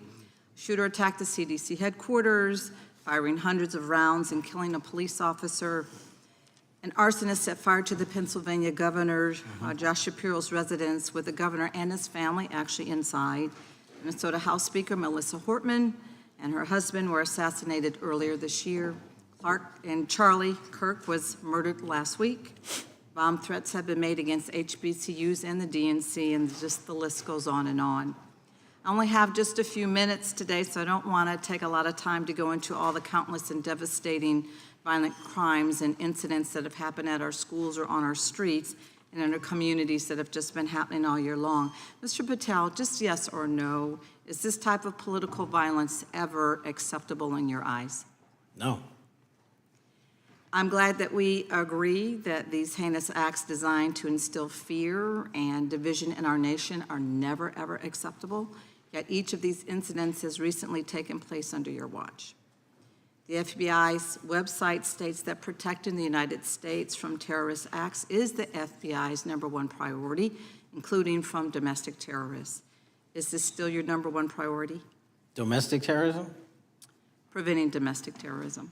Our #1 priorities are protecting the homeland and international terrorism and crushing violent crime, and domestic terrorism sort of interlays between both of those. Okay, so, well, then I'm glad that you're giving us the right answer, but unfortunately, your actions kind of tell a different story. Earlier this year, you granted the ranks of the FBI's Domestic Terrorism Operations Section. This is the section of the FBI that is most directly responsible for addressing political violence in our country by preventing attacks from occurring and effectively responding to them if they do. The agents in this section are the ones who stopped an individual stockpiling weapons, who planned to attack schools and churches in Florida and seized bombs made by an ISIS sympathizer in New Orleans. And instead of ensuring that this section has all the resources that it needs at a time when its mission is critical, you fired its decorated veteran FBI agents who have served their country proudly under Republican and both Democratic presidents, and you scrapped the tools that they developed to fight domestic terrorism, including the National Domestic Terrorism Incident Database.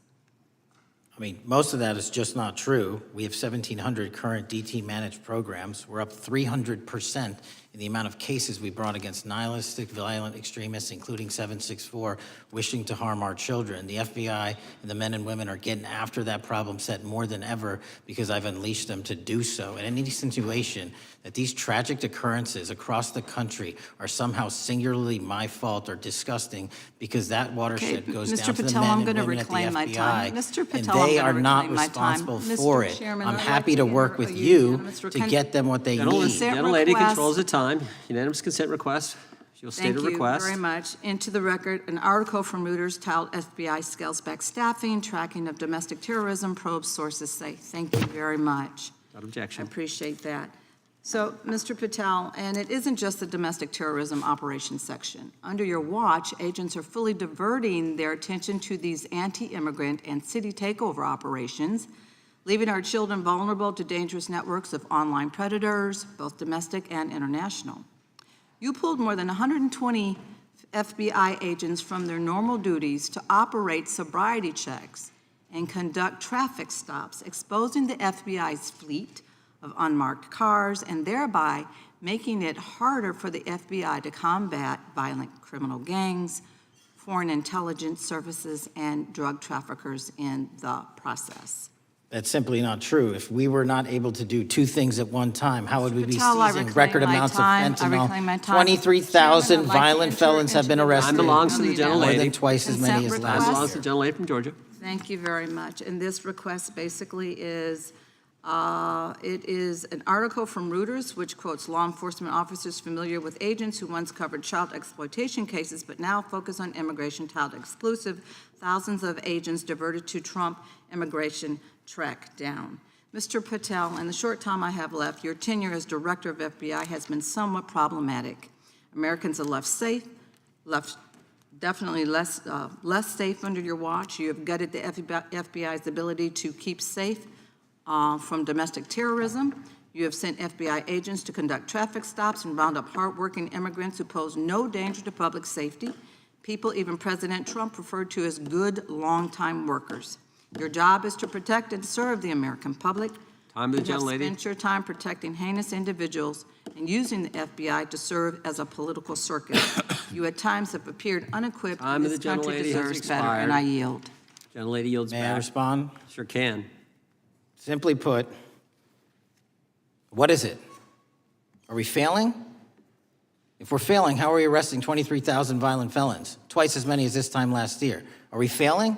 Because if we're failing, how are we seizing 1,500 kilograms of meth, 25% increase from last year? Are we failing? Because we captured 4 top 10 FBI most wanted from around the world in 7 months. That's more than the entirety of the last administration. Are we failing? Because we put 1,500 child predators in prison. Are we failing? Because we dismantled 300 human trafficking networks. Which is it? You don't like me, that's fine. But don't you dare disparage the men and women of the FBI that are producing record results in historic fashion to protect this country. They are kicking ass for America, and they're going to continue to do so. And we appreciate your leadership. The gentlelady from Florida is recognized. When I was home recently, I met with the agents leading the Tampa office of the FBI, and I saw what they're focused on in my community: stopping drug traffickers, rescuing children from exploitation, fighting cybercrime, protecting us from acts of terrorism, foreign and domestic. And I know from my time as a federal prosecutor and a judge that this work by the Bureau doesn't make headlines, but it is happening every single day. At the top, accountability is necessary, transparency is critical, but today we've seen an effort not just to diminish, but to distort the work of Director Patel and the agents he leads. If we really care about transparency and about truth, then what we owe to the American people is this reality: that thousands of dedicated professionals at the FBI wake up every single day thinking not about themselves, but about this country, and keeping every single one of us and our children safe from harm. And Director Patel, I would like to hear from you the facts about what the FBI is doing in your efforts to fight crime. Director Patel, isn't it correct that since January 20th, 2025, the FBI has made over 25,000 immigration-related arrests, including 350 members of Tren de Aragua and 195 members of MS-13? Those numbers are accurate. The Tren de Aragua numbers are up over 350% from the year before. And during that same period, hasn't the FBI seized over 66,000 kilos of cocaine, 6,000 kilos of meth, and 1,500 kilos of fentanyl? Not to be nitpicky, but it's 89,000 kilos of cocaine and 7,300 kilograms of meth. And isn't it also true that the FBI Tampa Division's Panama Express Strike Force specifically seized nearly 67,000 kilos of cocaine valued at more than $1.6 billion from illicit maritime vessels? One of our best operations out of the Port of Tampa, and I was down there in South Florida when Panex did their work. Director Patel, since October 7th, 2023 Hamas attack, the FBI has been a co-leader of the Joint Task Force October 7th. Isn't it correct that this task force is actively working to bring justice for victims and to prevent terrorist infiltration at our borders? Yes, ma'am. Since January 20th, hasn't the FBI arrested 59 foreign intelligence operatives for spying or smuggling dangerous material into the United States? Yes, we have, and that's on track to be more than 25% than ever before. And the FBI has also been leading operations against major cyber threat actors, including those from Russia, China, Iran, and North Korea. Isn't that right? A 17% increase from year-to-date last year. Director Patel, the FBI's child exploitation task forces continue to investigate predators who target children online and across our communities. How significant is that threat today, and what results have you seen under your tenure in bringing these offenders to justice? We have, under Operation Grayskull, dismantled dark web units that are operating online, not just in the United States, but across the world, to do our children harm. We have taken into custody more suspects than ever before on those who seek to harm our children. That is what the men and women of the FBI do, and that's what they're going to continue to do. Those are the real results when you let good cops be cops, and when you let us get on these platforms and expose them to the public and show them the harms of these predators on these online gaming systems and social media systems. And we need more help from Congress to allow us more authorities to do that work. The FBI laboratory manages the Combined DNA Index System, or CODIS, which compares over 25 million DNA profiles and aids more than 125 investigations each day. Director Patel, why is this important to law enforcement nationwide? All of law enforcement relies on our CJIS operation out of West Virginia. And what that does is allow 19,000 agencies to come in and say, hey, does this guy have a criminal history? Hey, is this an illegal firearm? Do we have a DNA hit like we did in these recent assassinations? That's what the FBI brings to bear, because local and state law enforcement agencies just don't have that capability, and we're doing it 24/7, 365. CJIS does not close for 1 minute. In your testimony, you noted that the FBI has ongoing counterintelligence investigations into China, Iran, and Russia across all 55 field offices. Why is it essential to maintain that scope of coverage, and what success can you point to in disrupting nation-state actors? Our biggest threats involving nation-state actors are the PRC, Russia, and China, and they are up 33%, 83%, and 60% respectively in arrests alone this year. Those nation-state actors wish to do harm in our infrastructure, our critical infrastructure system, our energy, our water supply, and also go after and target individuals and senior citizens and take their money through online pig butchering schemes, which we've exposed in Cambodia by way of the CCP. This is groundbreaking work that the American public should be seeing that their FBI is doing, and I'm happy to have the opportunity to report on it. Thank you, Director Patel. I yield back. Gentlelady yields back. The gentlelady from Mr. Chairman, I have a couple. Unanimous consent? Thank you so much. I appreciate it. In response to Mr. Patel's making the remarks that, that maybe our colleagues are disparaging the men and women of the FBI, I'd like to enter the record 3 unanimous consent requests. One is entitled FBI is using polygraphs to test officials' loyalty. The second is Kash Patel knowingly broke law when firing top officials, lawsuit alleges, published by NBC. And the third is FBI forces out more leaders, including ex-director who fought Trump, demand for January 6th agents' names. Without objection. Thank you. Gentlelady from Vermont's recognized. Thank you, Mr. Chair. Director Patel, thank you for being with us today. Appreciate your time. Let me say at the top, political violence should have no place in this country, and I strongly, unequivocally condemn the killing of Charlie Kirk last week. And this is exactly the kind of case that warrants a swift and thorough investigation by the FBI. What shouldn't be happening, however, is this administration's seeming attempt to exploit Mr. Kirk's death within minutes of this horrible, horrible assassination, dividing us even further without knowing enough about the killer's complicated, confused political ideology and the extent of his motivation.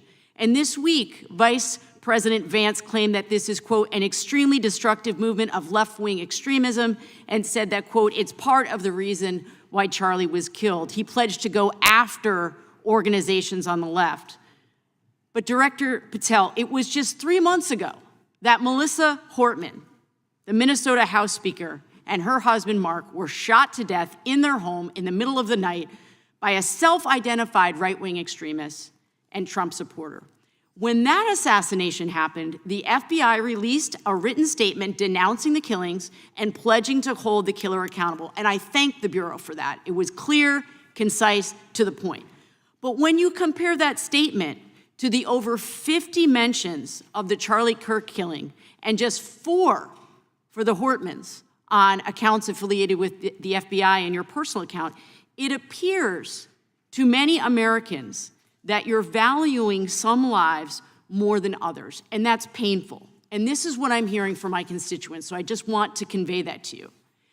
And the Vice President didn't even call on right-wing organizations to tone down their rhetoric after that horrific killing in Minnesota, and he never once spoke about dismantling conservative institutions.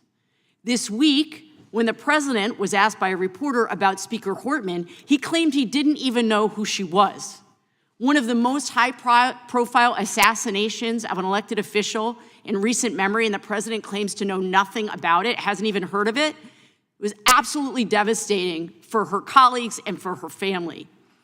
And I think we all can agree in this room that we have to stop this political violence. So my first question to you is, Director Patel, what is your plan as director of the FBI to turn down the temperature, especially in light of the fact that it seems like members of the administration are reacting to political violence based on party affiliation? What's your plan? I can only speak for myself and the Of course. FBI. And what we are doing is, I think I mentioned earlier, we're following the money, because whatever attack you are describing, and they are all despicable, equally so, People need money to operate. People need money to conduct these attacks, to conduct these investigations. And so what we are doing is finding the people that supported this infrastructure system, because even when you say there's a lone, quote unquote, lone wolf actor, he's not truly a lone wolf actor. Something happened along the way. I agree. And so can I just because we have such little time, are you making a commitment right now to follow where the evidence goes in Absolutely. investigating whether it's violence on the left or the right? Because over the last 10 years, when you look at the ideology, I want to follow up on what my colleague from California said. When you look at the data, you look at the Anti-Defamation League data, 96% of ideologically motivated killings were committed by the right wing. When you look at the Institute of Justice report that she cited, it's 5 times the number that 5 times the number of far-left extremist incidents are perpetrated by far right. And it's been reported, and she mentioned this, that as of 25, just 2 days after Charlie Kirk's killing, that the DOJ removed that report from the DOJ website. That's why Americans are to be a separate system of justice, that if you are a Republican and you are attacked, you will get the full weight and authority of the FBI and this administration. But if you are somebody serving in the Minnesota State Legislature and you are assassinated in your home, that the response is different. And I think to ignore the threats from the right or try to do a both and when there are multiple instances when it's overwhelmingly coming from the right, this is a disservice, because Americans want to know that whoever they are, whatever their political affiliation, that the response is going to be the same. And it is going to be done with the same diligence. And I'm wondering if you will commit to me right now that you will be a voice right now standing up to those voices in the administration that are adding to the violent rhetoric right now. That's what I'm asking you. Will you commit to this? Time the gentlelady has expired. The gentleman can respond. My voice will be through the investigations that the FBI conducts, and we will conduct them all lawfully and equally. Can we expect in the future that your tweets in related to one killing will be the same level of concern? The gentleman from Texas is recognized. Thank you, sir. Director Patel, thank you for being here today, and most importantly, thank you for restoring trust and faith in the FBI, which has been severely eroded under the Biden administration. Thank you for your service and your continued service in this capacity. On April 7th, 2025, Charlie posted on X, "Assassination culture is spreading from the left. 48% of liberals say it would be at least somewhat justified to murder Elon Musk. 55% say the same about Donald Trump. And California activists are naming ballot measures after Luigi Mangione. The left is being whipped into a violent frenzy and set back. Whether losing an election or losing a court case justifies a maximally violent response," end quote. And unfortunately for Charlie, that reaction also came when they couldn't win a debate on a college campus. You cannot be intellectually honest and say that this problem is on both sides. It's not just what happened to President Trump, it's also what just happened to Charlie. And we've gotten to a point in America where violence is encouraged. We have a former president of the United States that opens up his campaign in 2019, that's Joe Biden, by saying that his opponent is a, quote, existential threat to this country. Houston, we have a problem. People that you disagree with are not existential threats. They are not Nazis. They are not fascist. They are not racist. They are not deplorable. They are not irredeemable. They are your fellow Americans who have a different perspective on how government should run and what government should look like. Whether or not we should have strong sovereign borders, whether or not we should have safe communities, whether or not we should have places to worship our God and not worry about being shot, whether or not we live in communities and cities that are not overwhelmed by drugs and crime, whether or not we have 2 genders, and whether or not we have common sense in our policies and our values. And people that believe these things are not existential threats. I happen to be one of these people that believes all of the above, and as someone that served this country in combat, I can assure you I am not an existential threat to this country because I swore to protect her. I also want to point out, how many cities have you seen burned to the ground since Charlie Kirk's death? 0. No summer of love, no riots, no nothing, no looting, no killing, none. We simply gathered and prayed for his soul, his family, and his country, because that's exactly what we represent. And while we might be angry, this righteous anger will carry on Charlie's message and legacy. I want everybody to know something very simple. Charlie is not dead because of what he said. He is dead because people listened. My time is limited, so I have a few questions for you, sir. And again, thank you very much for being here. I really appreciate your time and your service. In your experience in the FBI, have you noticed a precipitous rise in political violence and other associated crimes that you have been investigating so far this year? And if so, is this trend in motive left-wing or right-wing violence? I can always speak generally, sir. There is too much political violence, and it has been a precipitate rise on too many fronts. How do we solve this? We solve this by giving the FBI more authorities to go into and work with the private sector. There are too many online platforms. There are too many gaming platforms. There are too many places for people from America and around the world to get together without their parents knowing anything about it, without their school teachers knowing anything about it, and infesting the minds of our children and infecting them with radical ideology, and that is the root cause of these problems, and we must tackle it. It is not a 1950s America anymore. In 2025, the cyberspace needs to be tackled. Thank you. Switching gears, when your predecessor sat right there in that seat a couple of years, last year in a committee hearing, I asked him a very detailed question about Matthew Thomas Crooks, the shooter responsible for the assassination attempt on President Trump's life. I didn't get an answer from Chris Wray that day, and I submitted written questions to the FBI and into the record of this committee, and I want to resubmit those questions today because I think we are still awaiting answers to those questions. So, Mr. Chairman, I'd like to submit them for the record, please. I'd like to ask you, sir, and the FBI, under your leadership, would you please respond to these questions, and can you commit to doing that? As soon as the trial's over. Thank you very much. I will end with this. Charlie Kirk is not dead because of what he said. Charlie Kirk is dead because people listened. He set up a tent that said, "Prove me wrong," and exercised his First Amendment right. That's all he did. And we will continue to do so in this country in order to preserve this constitutional republic. And with that, I yield back. Thank you. Gentleman yields back. The gentleman from Florida is recognized. Thank you, Mr. Chairman. Before I begin, I want to caution my colleagues on one-sided violence in this country. We just heard that there were no riots on the right. We're literally sitting in the building where there was a giant riot by supporters of the president, the right. We also heard that only leftists, have said that Trump is a Nazi. In 2016, the current vice president of the United States said, Trump is either a cynical asshole or he's America's Hitler. And so this is the problem. I don't want to have to say this garbage, but you want me to sit here and get painted with one brush, the whole left. No, there are extremes on the left, and there are extremes on the right. And we collectively should tackle that. But to come here and just look at us and say we all support what's going on in the extremes is why we can't solve anything in this building.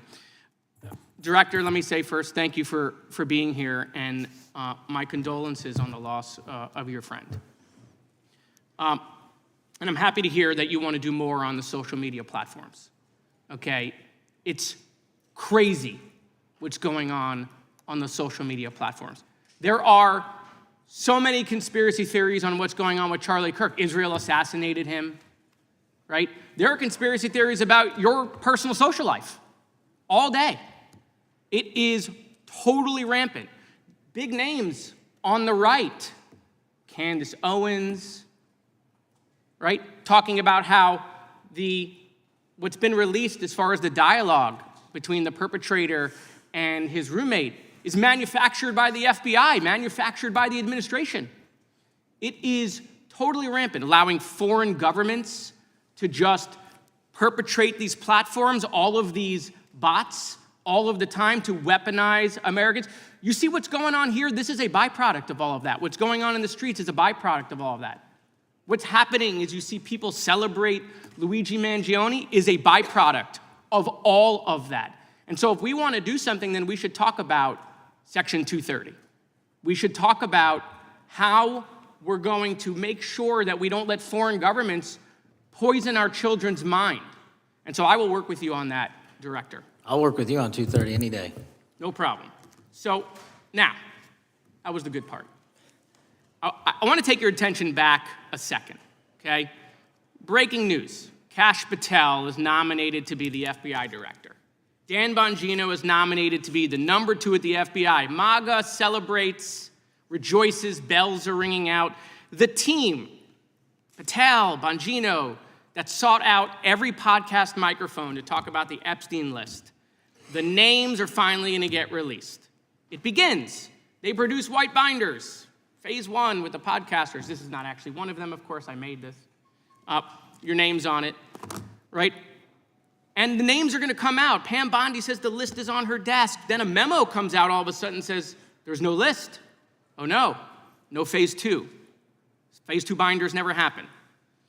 You said the conspiracy theories around Epstein just aren't true. They never have been. And yesterday, in an answer to Senator Kennedy, you said the FBI is not in possession of any credible evidence that Epstein trafficked girls to anyone but himself. So according to your testimony yesterday and in this committee, according to the evidence the FBI has, the number of names on the list are 0. No, Zero. The index has been released, and the number of people involved in that trafficking operation were charged in 2018. Other than Epstein and Ghislaine Maxwell, your testimony in the Senate and here is that according to the evidence you have, the number of other names is 0. That were charged based on credible evidence. Well, who are the other names? Give me the other names that weren't charged. We are not releasing the names of anyone because the Department of Justice never does that of anyone that didn't have any credible information to attack them. Let me move forward. The president has, you've seen the picture of the woman's body with the writing and the president's signature. The president says that's not his. Okay? The president says it's not his. The Republican colleagues say it's not his. The administration say it's not his. Will you be opening up an investigation into the Epstein estate for putting out a fake document with the president's signature linking him to the world's largest pedophile ring? Will you be opening that investigation into that? On what basis? On what basis? They literally put out a fake document, according to the president, with a fake signature. It's a forgery of the president of the United States signature. That's the basis. Sure, I'll do it. Okay, I look forward to that investigation. Am I over? Thank you, Mr. Chairman. I appreciate your diligence. Gentleman's time has expired. Chair now recognizes the gentleman from California. Director Patel, as you know, my state, California, is home to the worst public infrastructure failure in U.S. history, known as California High-Speed Rail, although the name is probably a misnomer. Earlier this year, I joined your counterpart at the Department of Transportation, Sean Duffy, doing a compliance review of the federal money the state has received, and the outcome was that the state has not complied with the terms of its billions of dollars in funding because it hasn't actually built anything. And so that federal funding has now been cut off, but a lot of us in California still have questions as to where all the money went. We're 17 years to this project, and absolutely nothing has been built. Not a single bit of track has been laid. There are no stations. There are no passengers. And the plan initially was to have the whole thing, LA to San Francisco, done by 2020 at a cost of $33 billion. Yet here we are in 2025, nothing has been built. And according to the New York Times, the project won't even be completed this century, and the total cost is now estimated to be over $130 billion. So I just wanted to ask you, do you think this is something that bears scrutiny, or can you confirm whether there's any kind of investigation going on at the FBI?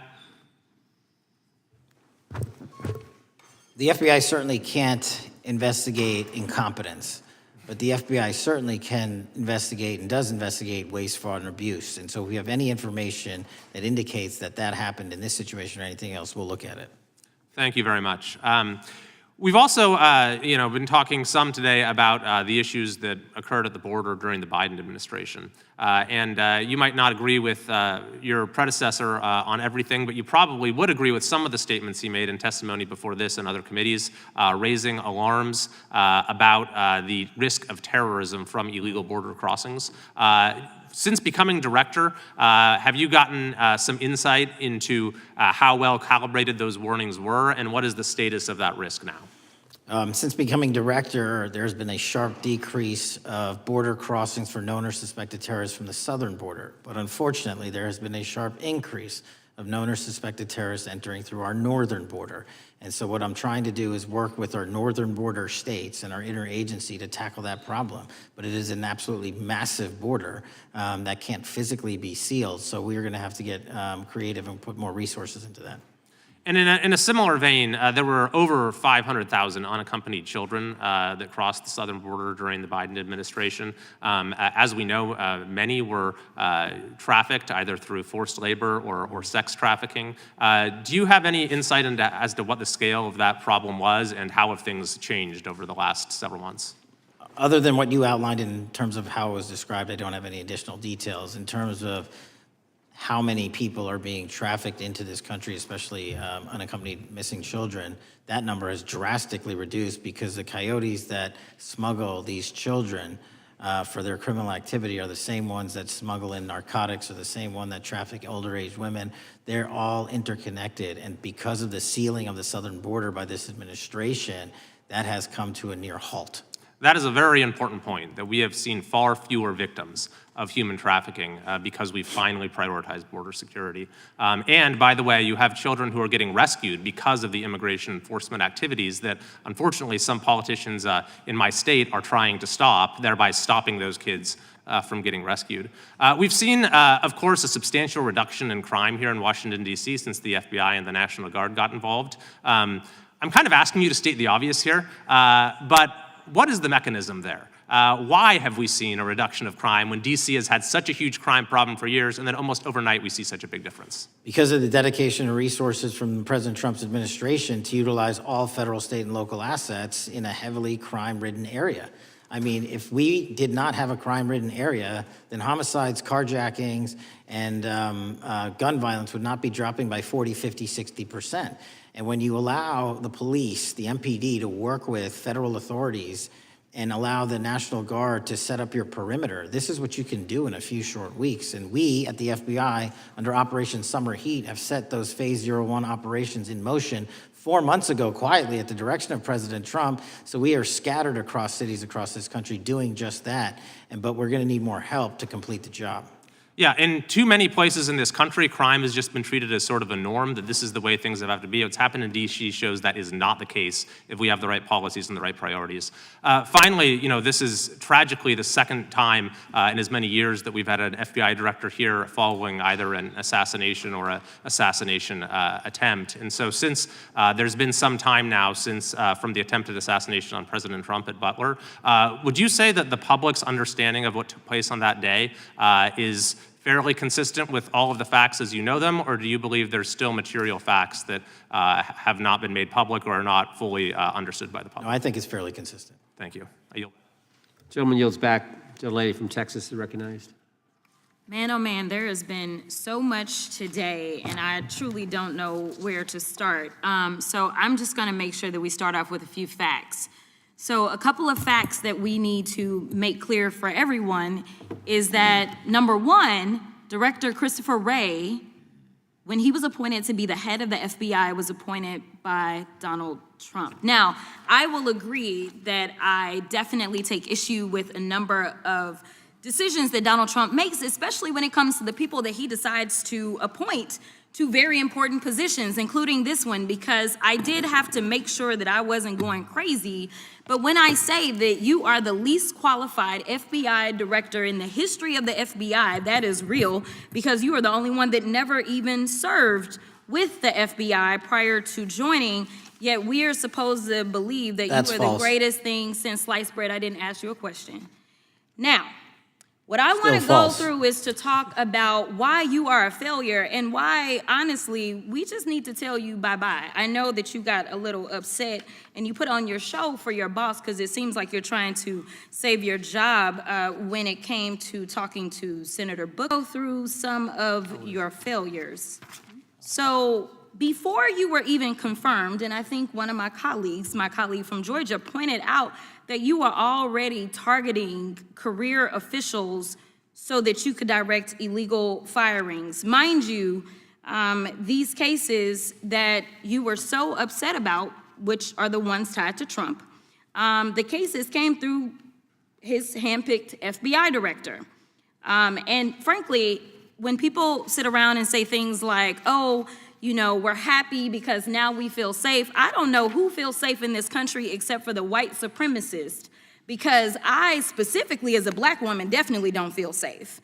And frankly, my colleagues have been real nice to you today, and I applaud them, but I don't have the same demeanor because I know that multiple colleagues on this side of the aisle have faced death threats. In fact, somebody tried to kill one of my colleagues. And frankly, I don't know if this FBI or under your leadership, if those people would have been caught. I don't have any confidence in you. And if we start talking about the reasons that I lack confidence, we could start with you not just wanting to acknowledge some simple facts. Simple facts like the vast majority of the threats are coming from right-wing extremism. And I know my colleagues have tried to stress this, but I decided that I would maybe do it in a different way.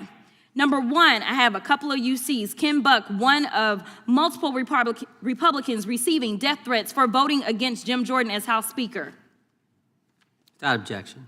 Another one, Republican lawmaker says she received death threats after voting against Jim Jordan in Speaker's race. Without objection. In addition, there was another one from another colleague who now is leaving Congress because they said that they were calling his wife anonymously and threatening her life to the extent that she ended up sleeping with a firearm. Without objection. Okay, so here's the deal.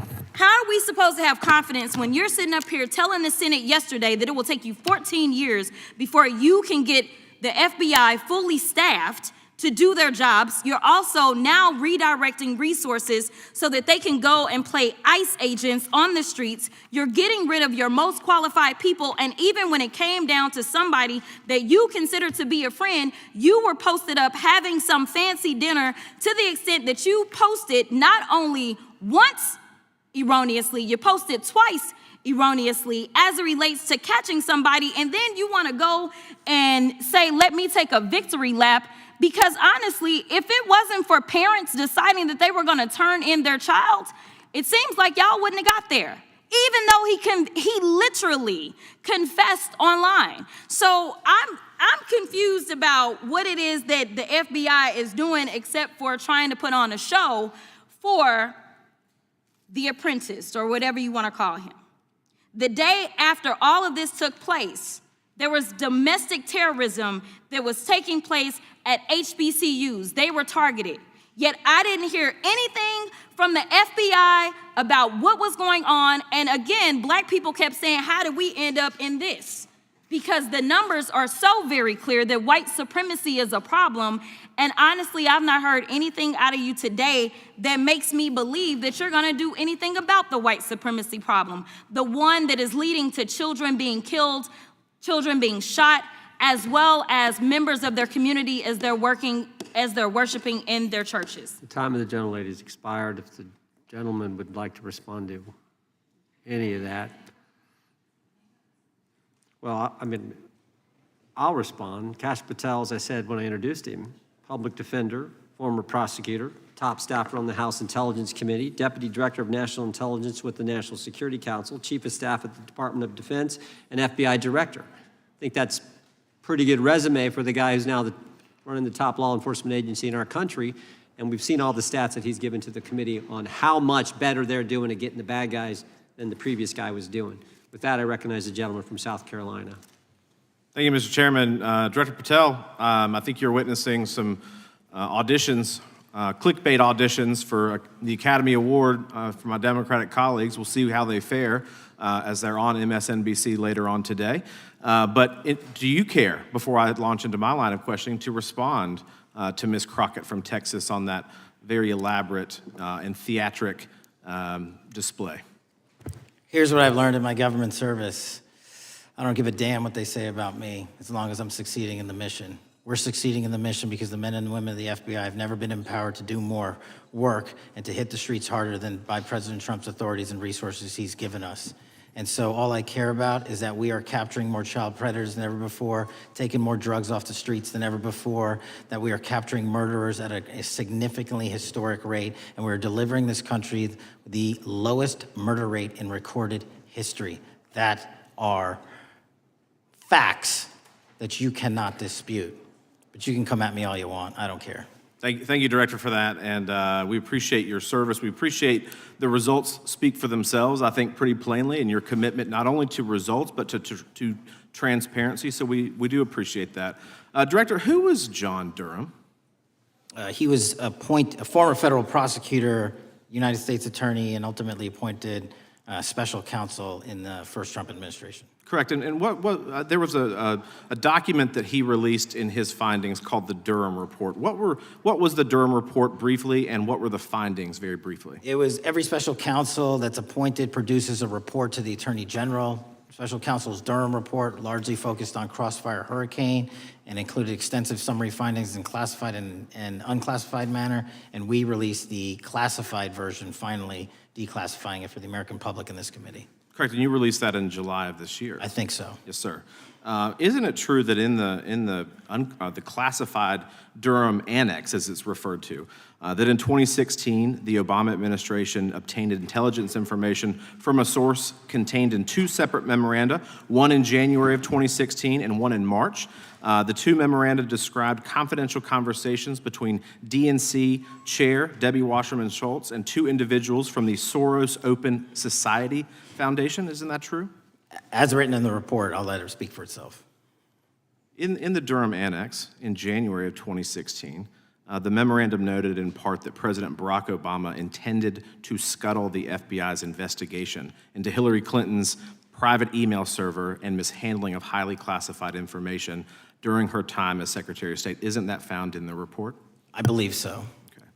Isn't it also found in the report that in March of 2016, the memorandum also included references to the same Obama effort to shut down the Clinton investigation, but additionally outlined a plan to falsely connect Trump to Russia? Isn't that in the Durham Annex? I think it's in more than the Durham Report, but yes.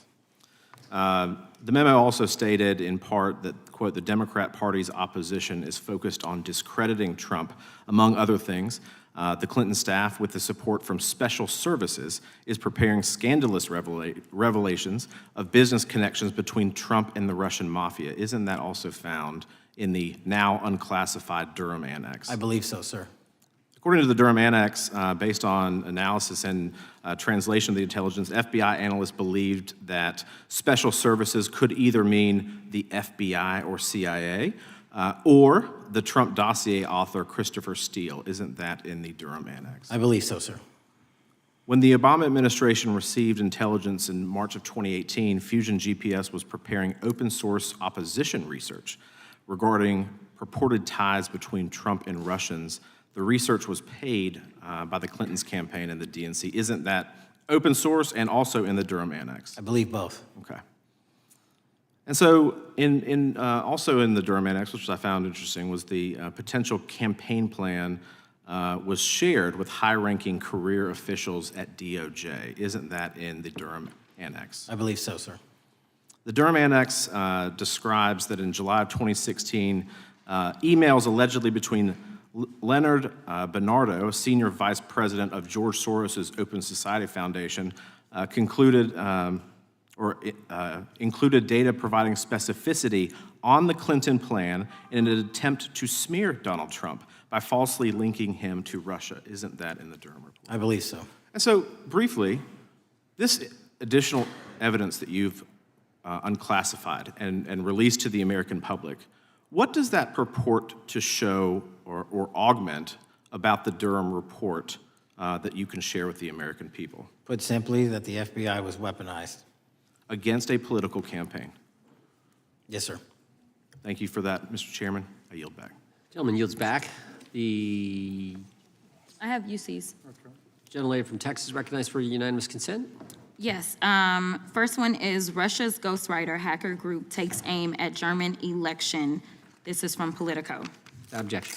The next one is Director of National Intelligence, 30 days until election 2024, which specifically states that our assessments about activities and goals of Russia, Iran, and China are unchanged from earlier election security updates, and that they were meddling.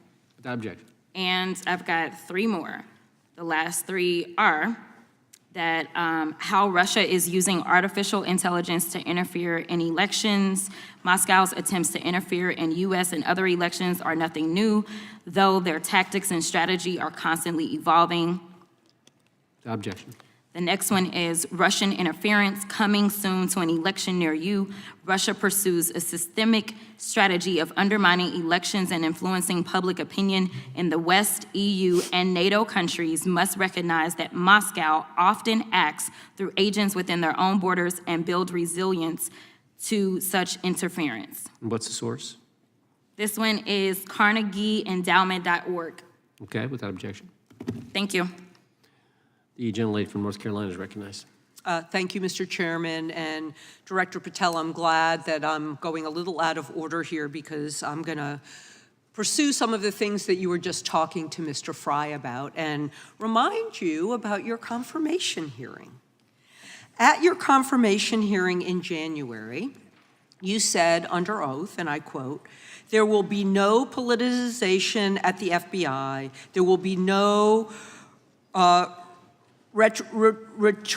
retributive actions taken by the FBI should I be confirmed."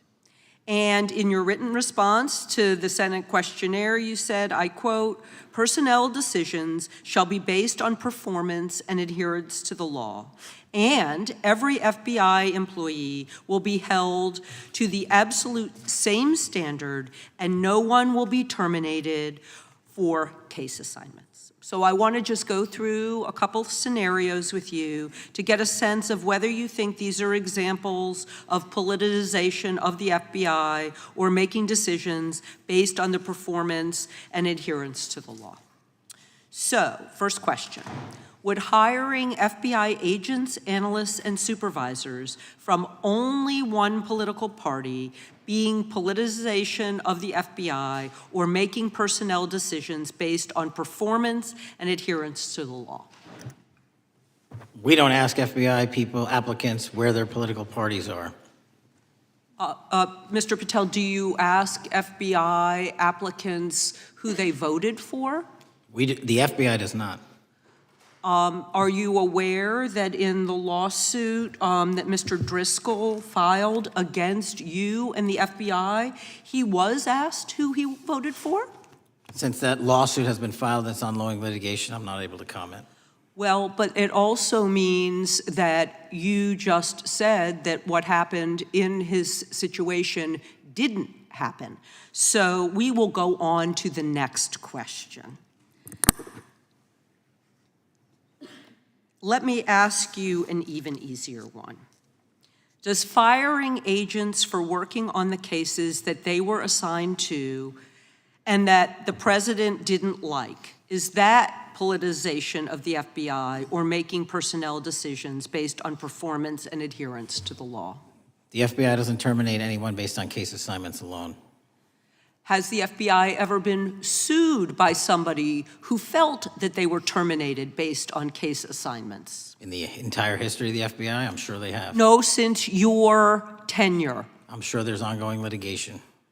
Yes. In fact, there is ongoing litigation. And in fact, people have been asked who they voted for.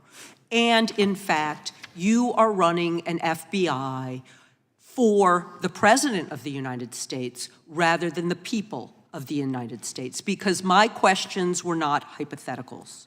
They are the things you have done during your tenure. And according to a lawsuit filed last week by long-term FBI agents, you fired former acting director Brian Driscoll. He had served with the Bureau for nearly 20 years, earned a Medal of Honor, Medal of Valor for bravery during the dangerous ISIS raid, and had a wealth of crisis response experience and led the FBI's Critical Incident Response Group. When the Trump administrations interviewed Mr. Driscoll for that role, they interrogated him about his political leanings and who he voted for in the last 5 elections. Questions Mr. Driscoll refused to answer because those types of questions impermissibly politicized the FBI. You also fired Steve Jensen, who served the FBI for nearly 2 decades and ran critical terrorism, counterintelligence, and organized crime operations, whom you once described as embodying what the American public demands of the FBI. But he was fired because he took part in investigating crimes committed on January 6th. And Trump's MAGA base lambasted you online for keeping him at the FBI. So he's no longer at the FBI. You also fired a decorated combat veteran with decades of experience in the Bureau, Special Agent Walter Jardia, because he worked on the investigation into the Russian interference in the 2016 presidential election and helped investigate Trump's ally, Peter Navarro. Director Patel, it is very clear that you have flunked your own test. You've put saving your job, which I actually believe you were being honest about during your confirmation hearings, over doing what's right for the FBI and the American people. That is not adherence to the law. Thank you, and I yield back. Time of the gentlelady is expired. The chair now recognizes the gentleman from North Carolina. Thank you, Mr. Chairman. Director Patel, it's great to have this opportunity. Thank you for being here. Thank you for your service. And I've got to say, one of the most disheartening components of the previous administration, when I was working with local law enforcement all over the state of North Carolina, all over the country, people rightfully did not really care about the inner workings of Washington, D.C. The FBI had previously been the paramount, the sterling, the top of the top law enforcement agency. They wanted their FBI to fight crime. Whatever small town, city, whatever it may be, FBI was expected to deliver for the American people. And then reports started to come out, in addition to the likes of McCabe, Comey, Clapper, Strzok, Page, that the FBI was targeting Christian nonprofits. They were targeting parents for protesting radical gender theory at their schools. They targeted Catholics, churches, pro-life organizations. And the FBI was really bruised in just modern day America. And your focus on getting the FBI back to the streets, fighting criminals, locking up bad guys, whether they're violent criminals, whether they're sex predators, whatever they may be, that is restoring the reputation of the FBI, and I thank you for that. In regards to the perceptions, I want to be very clear here. You mentioned the statistics about removing dangerous illegals, removing thousands of kilograms of drugs, violent criminals, guns. The border is secure. These accomplishments are noteworthy and they're needed. But at the same token, I want your take. The fight is not over. Isn't that correct? When we look at what happened in the previous administration, the number of illegal alien criminals that made their way into this country of every type, they're embedded, they're here, and it's going to take a sustained effort to win this battle. That's the critical component, sustained effort. And that's the critical component when you look at what happened in Washington, D.C. We're not here for 4 seconds in terms of safeguarding Washington, D.C. Yep. It's a sustained initiative. We're taking it to Memphis and wherever we decide else. And so we are going to continue the mission till it's done. In regards to offloading some of the agents from Washington, D.C. to the states, to the people, can you just explain how tactically that is a force multiplier in the law enforcement community around the country? Yeah. It's pretty simple. You don't even have to be in law enforcement to know that. If you put cops with other cops, they're going to do cop work. That's right. And what was needed in the communities out there was more cops. What was not needed in the bloated bureaucracy of Washington, D.C. was a third of the FBI's workforce, because a third of the crime does not happen in the Washington, D.C. NCR area. And so the results speak for themselves. Our state and local partners, I've always said this, are our biggest ally, our greatest ally and partner, and we cannot do the work without them. But we got to send our guys to them. That's right. And in regards to the last 4 years, the open border policies, whether it's terrorism, drug trafficking, human trafficking, violent crime, massive amounts of organized retail theft, and other types of criminal behavior, can you describe, just so anyone who's listening here can talk about, how serious the levels of criminality have become in the United States? Well, unfortunately, in order to have these record-breaking numbers of arrests and seizures, you tragically had to have a record-breaking explosion in violent crime, and it doesn't happen overnight. And it came in from all corners of the earth and from all platforms, including social media. And that's the root cause of all of these evils. And in order to clean it up, it's not going to happen overnight. But the men and women of the FBI, what they did in these 7 months, everybody should be talking about it. Every single district in this dais is safer now, today, than it has ever been because of that work. And in regards to the ongoing political climate, Director Patel, how do sanctuary policies that are still being implemented and defended in certain states, cities, and counties, how do they help or hurt your efforts to make America safer? Well, if you are harboring criminals, you are harboring our ability to keep our communities safe. It's that simple. If you have a fugitive warrant for a violent felony offense and we are not able to procure you because of policies or rules that don't allow us to go get them, and time again, we have heard all too many illegal immigrants who should not have been here murdering women, murdering children, giving drugs to our youth, and raping our children, and that is unacceptable. Straightly put, can you separate immigration enforcement with fighting crime? They're intertwined. Thank you. In regards to policies like cashless bail, how does that help or hurt your efforts? Criminals know that there are certain jurisdictions where if they shoot someone, they'll be out the door within the next hour to do it again. Yep. And that's an ethos and a system that has been built out over years that we are combating. How is defunding the police around the country, how has that helped or hurt? As long as I'm in this seat, we're not defunding any cops. Good. Thank you, Director. I yield back. Gentleman yields back. Mr. Garcia is recognized. Thank you, Chairman Jordan, and welcome again, Director Patel.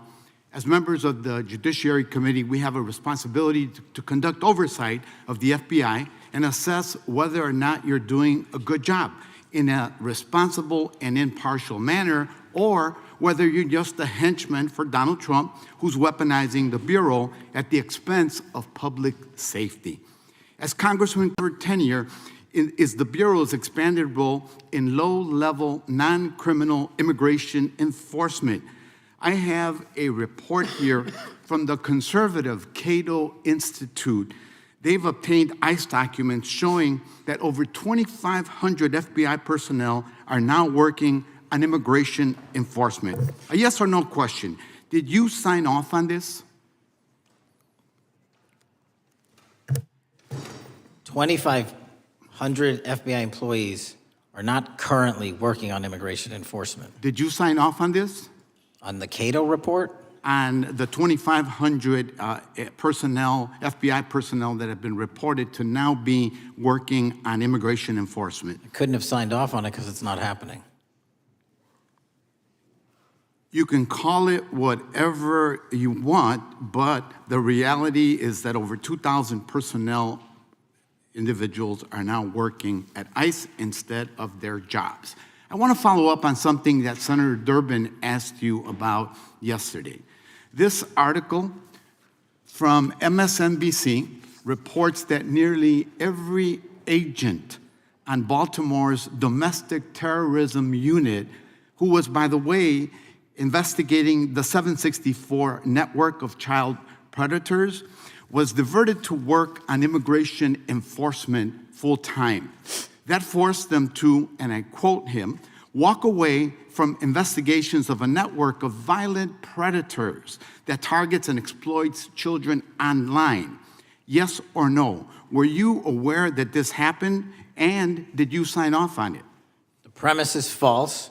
The 764 network in Baltimore is taken down, and FBI agents do double and triple duty all the time. I'm reclaiming my time. You told Senator Durbin yesterday you didn't know about it, so your testimony is inconsistent today. No, I found Final out. question. Let me ask you, again, a yes or no question. Are you aware that agents have been told by supervisors not to documenting their shifting of resources toward immigration-related work? That's a literal another falsehood. It's impossible to move a human being without documenting that work. As FBI director, you must be transparent with Congress.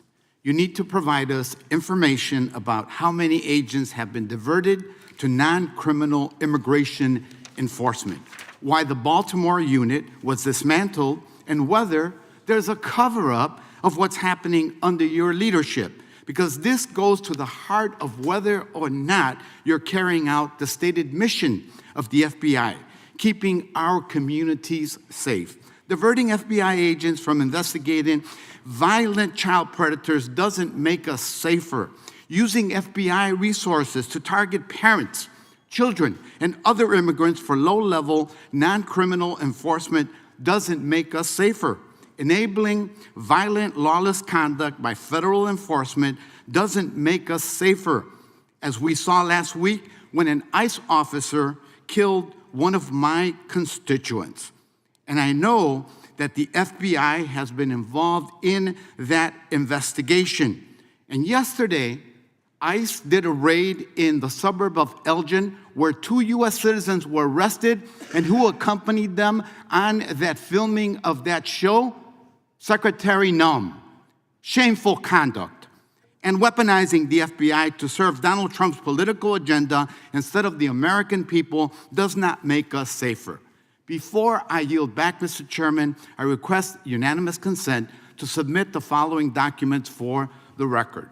A report from the Cato Institute, which I referenced earlier, where ICE has diverted over 2,500 officers from their jobs, and 2, an article from MSNBC titled, Trump's Deportations Divert FBI Agents Off Child Predator Cases, and an article from CNN entitled, White House Pressure for Increased Immigration Arrests Strains Law Enforcement Agencies. Thank you, and I yield back. Gentleman yields back. Without objection, the gentleman yields back. Gentleman from Wisconsin is recognized. Thank you, and thank you, by the way, for coming over here.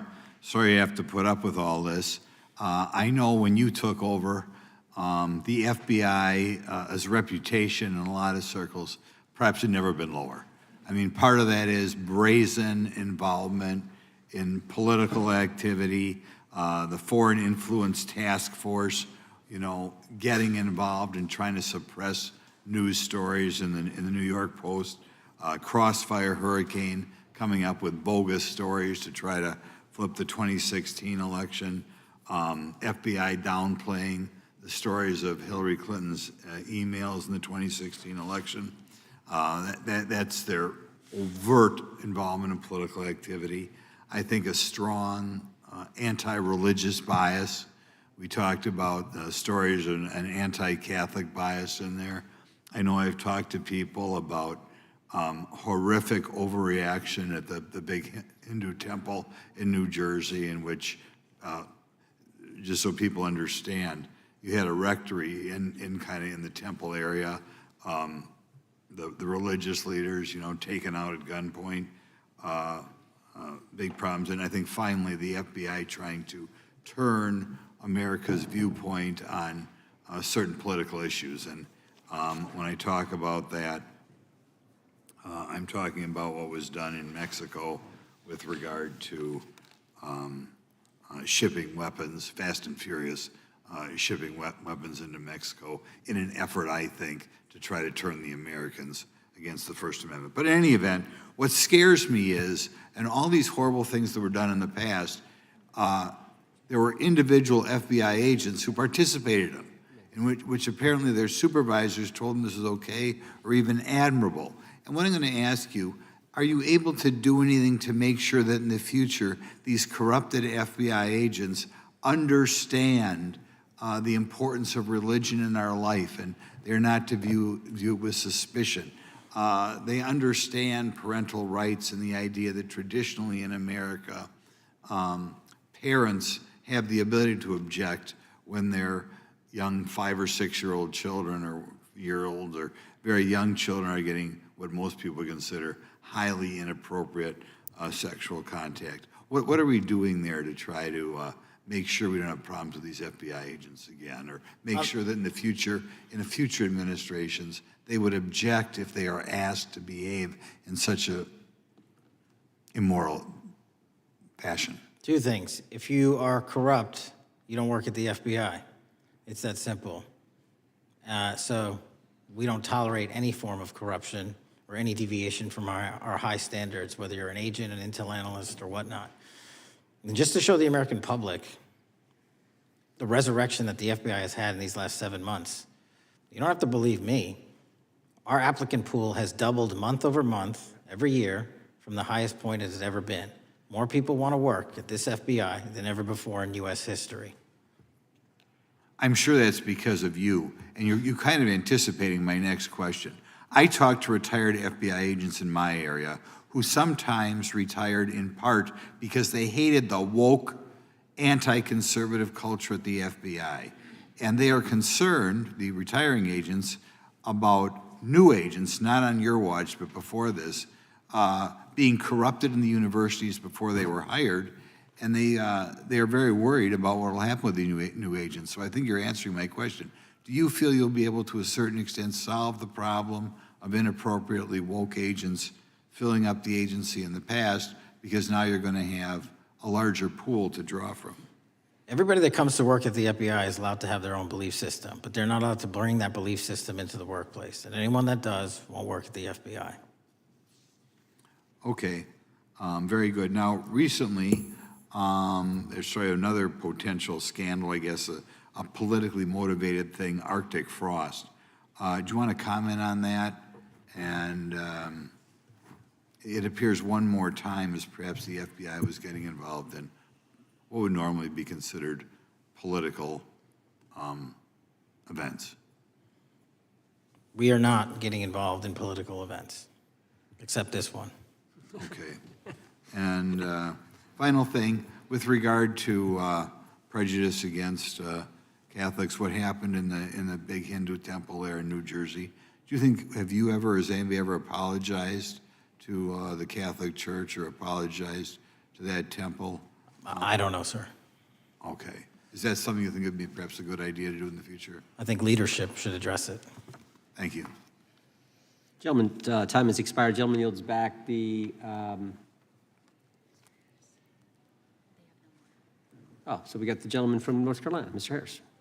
All right, thank you, Mr. Chairman, and thank you, Director Patel, for your endurance and your perseverance throughout today's hearing, and for all you've shared. First of all, let me start by saying that I was very grateful and glad to see that the FBI has joined the investigation of the tragic and brutal murder of Irina Zarutska in Charlotte, which is just right by my district. This woman, as you know, fled the war in Ukraine only to be killed in cold blood by a man who had no business being on the streets whatsoever. This man, who had been seen stabbing Irina to death on video, had been arrested 14 previous times, served prison time, and was diagnosed with a severe mental illness. In response to the previous offense, the magistrate over his case released him to roam the streets with a $0 bond and a simple written promise to appear in court. Mr. Patel, let me just ask, should judges apply the most lenient bail standards to people with extensive criminal history? Do they apply the most lenient? I'm sorry. Yeah, should they apply the most lenient bail standards to people with extensive criminal history? That has not been my experience. That should not happen. Is America a place where young women should fear to ride public transit? No. And was Irina Zarutska's death, would you say, possibly the result of Democrats' pro-crime policies? That investigation and matter is in open trial, so I don't want to stylize the evidence. I understand. Well, Mr. Patel, let me just say, taking over the FBI after the Biden administration's blatant weaponization of the agency is no easy feat, as we've recognized throughout this hearing today. For 4 years, we witnessed the Biden administration targeting regular Americans rather than violent criminals. For example, the Biden administration's FBI spent its time and resources going after churches and Christians. We know that the FBI used an undercover agent to collect information about a parishioner. We know that the FBI investigated and surveilled a Catholic priest. And all of this was in response to First Amendment protected activity. Mr. Patel, I want to ask you, should the FBI use its resources to spy on Catholics? Never. So what does it say about the culture of the Biden FBI that law enforcement resources were used to go after Catholics, and some FBI employees were comfortable with taking such actions? Well, pursuant to my transparency initiative and working with Congress on oversight, those documents, that's it. Those documents are available for the American public to see and read and hold people accountable, and that's what I'm committed to. And so have you been able to hold accountable those at the FBI who went after law-abiding Catholic church members? If they did so improperly, yes. Well, I've been a pastor for 36 years, and I've constantly stood up for life and stood up for family amidst a culture that's increasingly hostile to both of those things. And if the Biden administration targeted Catholics, could I have been targeted by the Ray FBI as well? Well, I don't know, but I'm not going to target you. Well, I know that President Trump respects religious liberty and that his administration is seeking to right the wrongs of the Biden administration. Securing our freedoms and protecting faith leaders and communities requires a multi-pronged approach. What would you say in just the last few moments, what is the FBI under your leadership doing to make sure that our religious liberty and religious leaders can rest comfortable this evening? Zealously protecting our First Amendment rights, Amen. but zealously going after those that abuse that right that leads to criminal conduct. You will be investigated, you will be looked at, and referred to prosecution every single time the evidence warrants. Thank you, sir. One final area. I do want to draw attention, Mr. Patel, to Waxhaw, North Carolina, a town in my district that just fell victim to a cyber attack on September 12th that interrupted emergency services. Waxhaw is working with state partners, and the FBI has been notified on this attack, and I certainly pray they're able to help out with the ongoing investigation. Could you just speak to what the FBI is doing to bolster our community's cybersecurity to defend against any future cyber attacks? Well, in North Carolina, you're slated to get a plus-up of 22 FBI employees, and they're already on the way. And that encompasses cyber, counter-intel, counterterrorism, field agents, intel operatives. And what we're doing on a macro level on the counterintelligence and cyber front is going after the people that fund these operations on these online platforms and breaking their banks. Because once we do that successfully across the board, they won't have the ability to attack us. Well, thank you, Director Patel, and let me just add my comments to those of my colleagues that are very grateful for your leadership, grateful for your courage, your consistency, and for being willing to stand in the gap for us. And with that, Mr. Chairman, I yield back. Gentleman yields back. The gentleman from Missouri is recognized.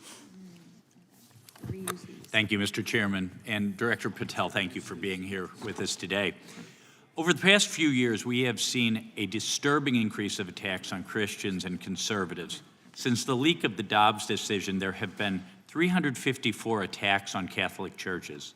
In the first year following the leak, there were more than 100 attacks against pro-life pregnancy care centers, and the shadowy pro-abortion group Jane's Revenge claimed responsibility for 24 of these attacks.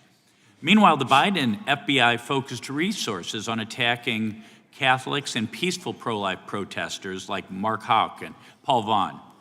Many of these attacks on Christians and conservatives were coordinated or praised by dark leftist cells who lurk on the online chat rooms of Reddit, Discord, and game sites. This is a war room for Antifa and violent transgender activists.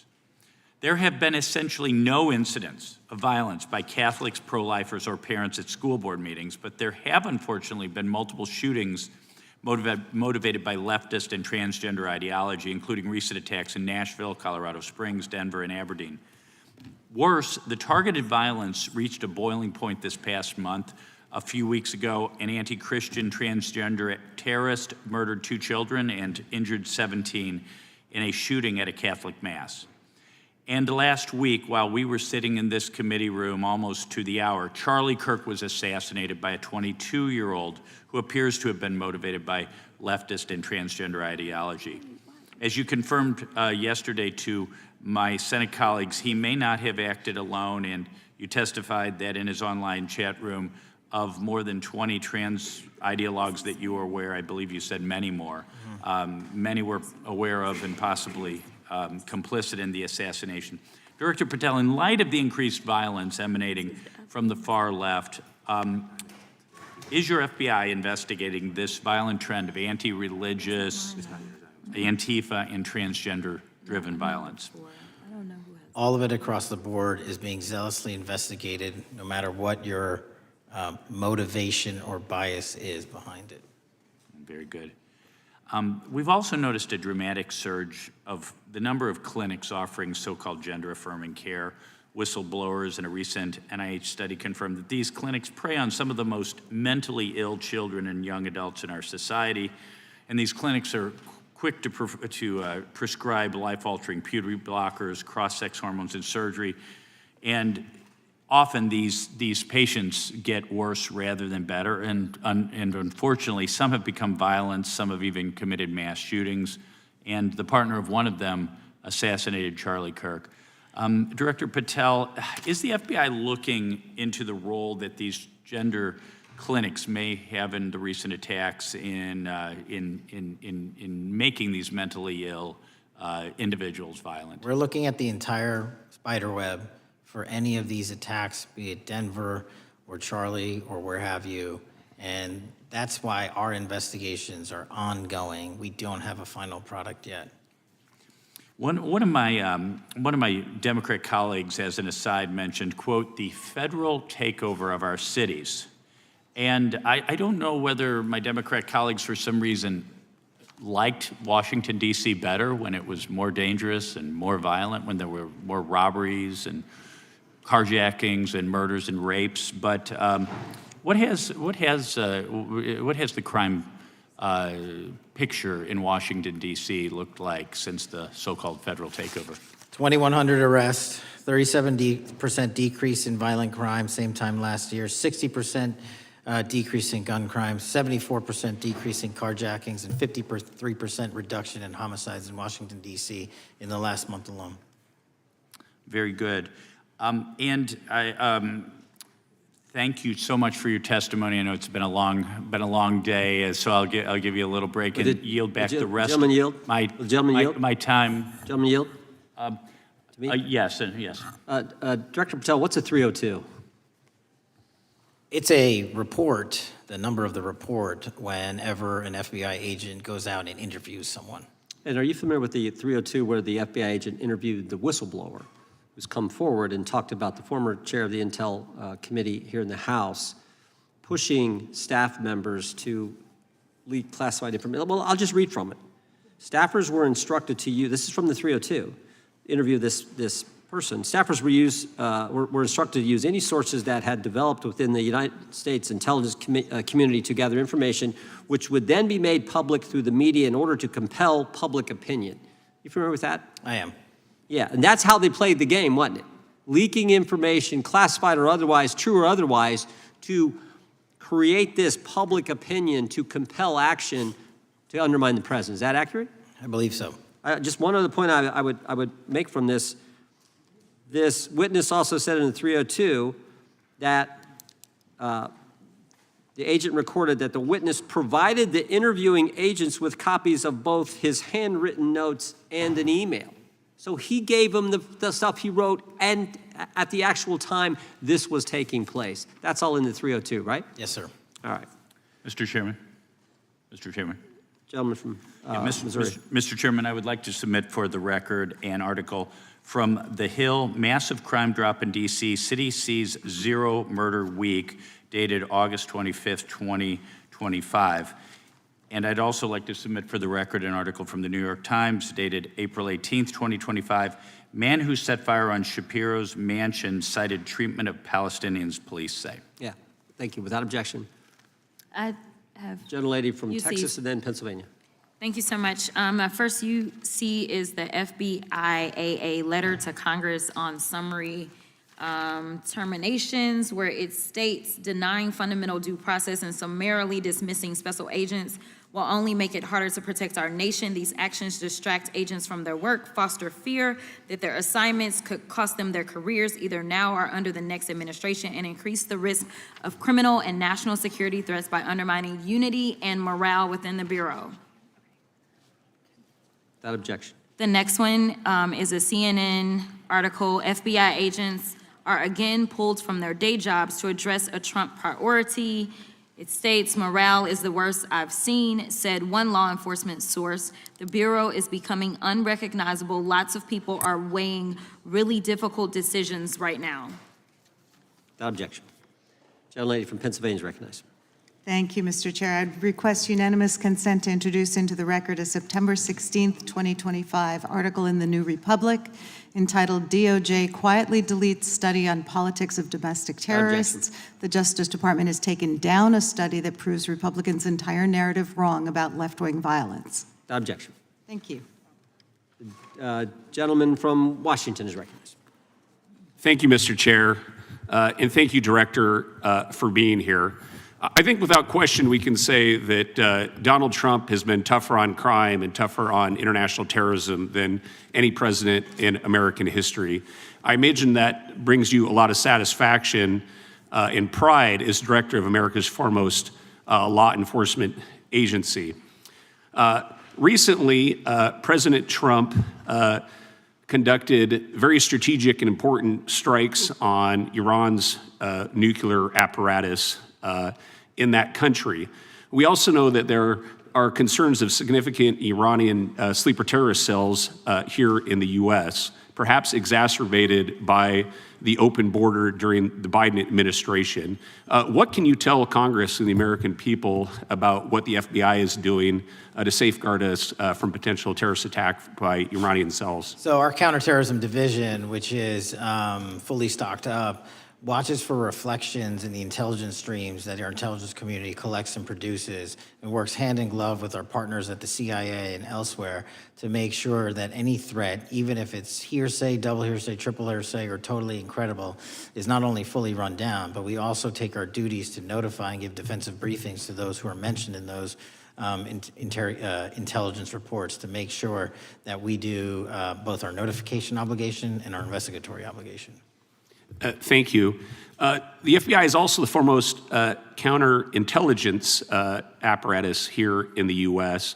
We know the U.S. faces a more complex threat of global, more complex array of global threats than any time perhaps World War II or even superseding that time. As America continues to be under attack from various intelligence agencies globally, what can you tell us about the counterintelligence operations of the FBI as a core function? This is why the CIA mission is so important to the FBI, because as you said, no one else can do it. No one else has the authorities to do it. And even if they did, they don't have the capabilities to do it. And the CIA mission has to be headquartered in Washington, but have far-reaching capabilities because we have to face against our adversaries in the DPRK, in Russia, China, Iran, and elsewhere. And in order to do that, we have to have dedicated intelligence professionals on those target sets. And since I become director, I've demanded not only a dismantling and disruption of networks, but a public display of how we're doing it so the world knows that our adversary is A, attacking us, and B, we're stopping them. And that's why you've seen these dramatic increases in counterintelligence arrest in the PRC by 33%, in Russia 83%, in Iran 60%. We are showing the world that they are trying to engage in espionage activities against us, and we are holding them accountable publicly. And there's been increasing concern about the Maduro regime of Venezuela, both their potential support of terrorist activity, criminal drug networks, and potential espionage entities here within the U.S. What can you tell us about your activities regarding the Maduro regime of Venezuela? Generally speaking, one of the largest transshipment points and shipment points for narcotics out of South America, Colombia, obviously, and also Venezuela, is being utilized heavily by the narco traffickers to send up cocaine, meth, and fentanyl, and excuse me, all the other illegal narcotics through the island chains in the Caribbean Ocean and ultimately for America. So there has to be more work done in the region to stop those navigable waterways from being traversed with drugs bound for America. And finally, Mr. Director, what is the one thing that Congress could most do in terms of passing a law to best support the FBI in making America safer and more secure? Get us more authorities to get online, to get onto social media companies, gaming platforms, have legal access, and also have private partnerships with the FBI of those companies and allow them to report into us on a daily basis. There is no human being or AI system on earth that can go out there and cover down on the threat in those theaters. And so we need the assistance, and we need more authorities, and we need the private sector to double down. Well, thank you very much for all you're doing, all the men and women of the FBI are doing to keep us safe, and I yield back.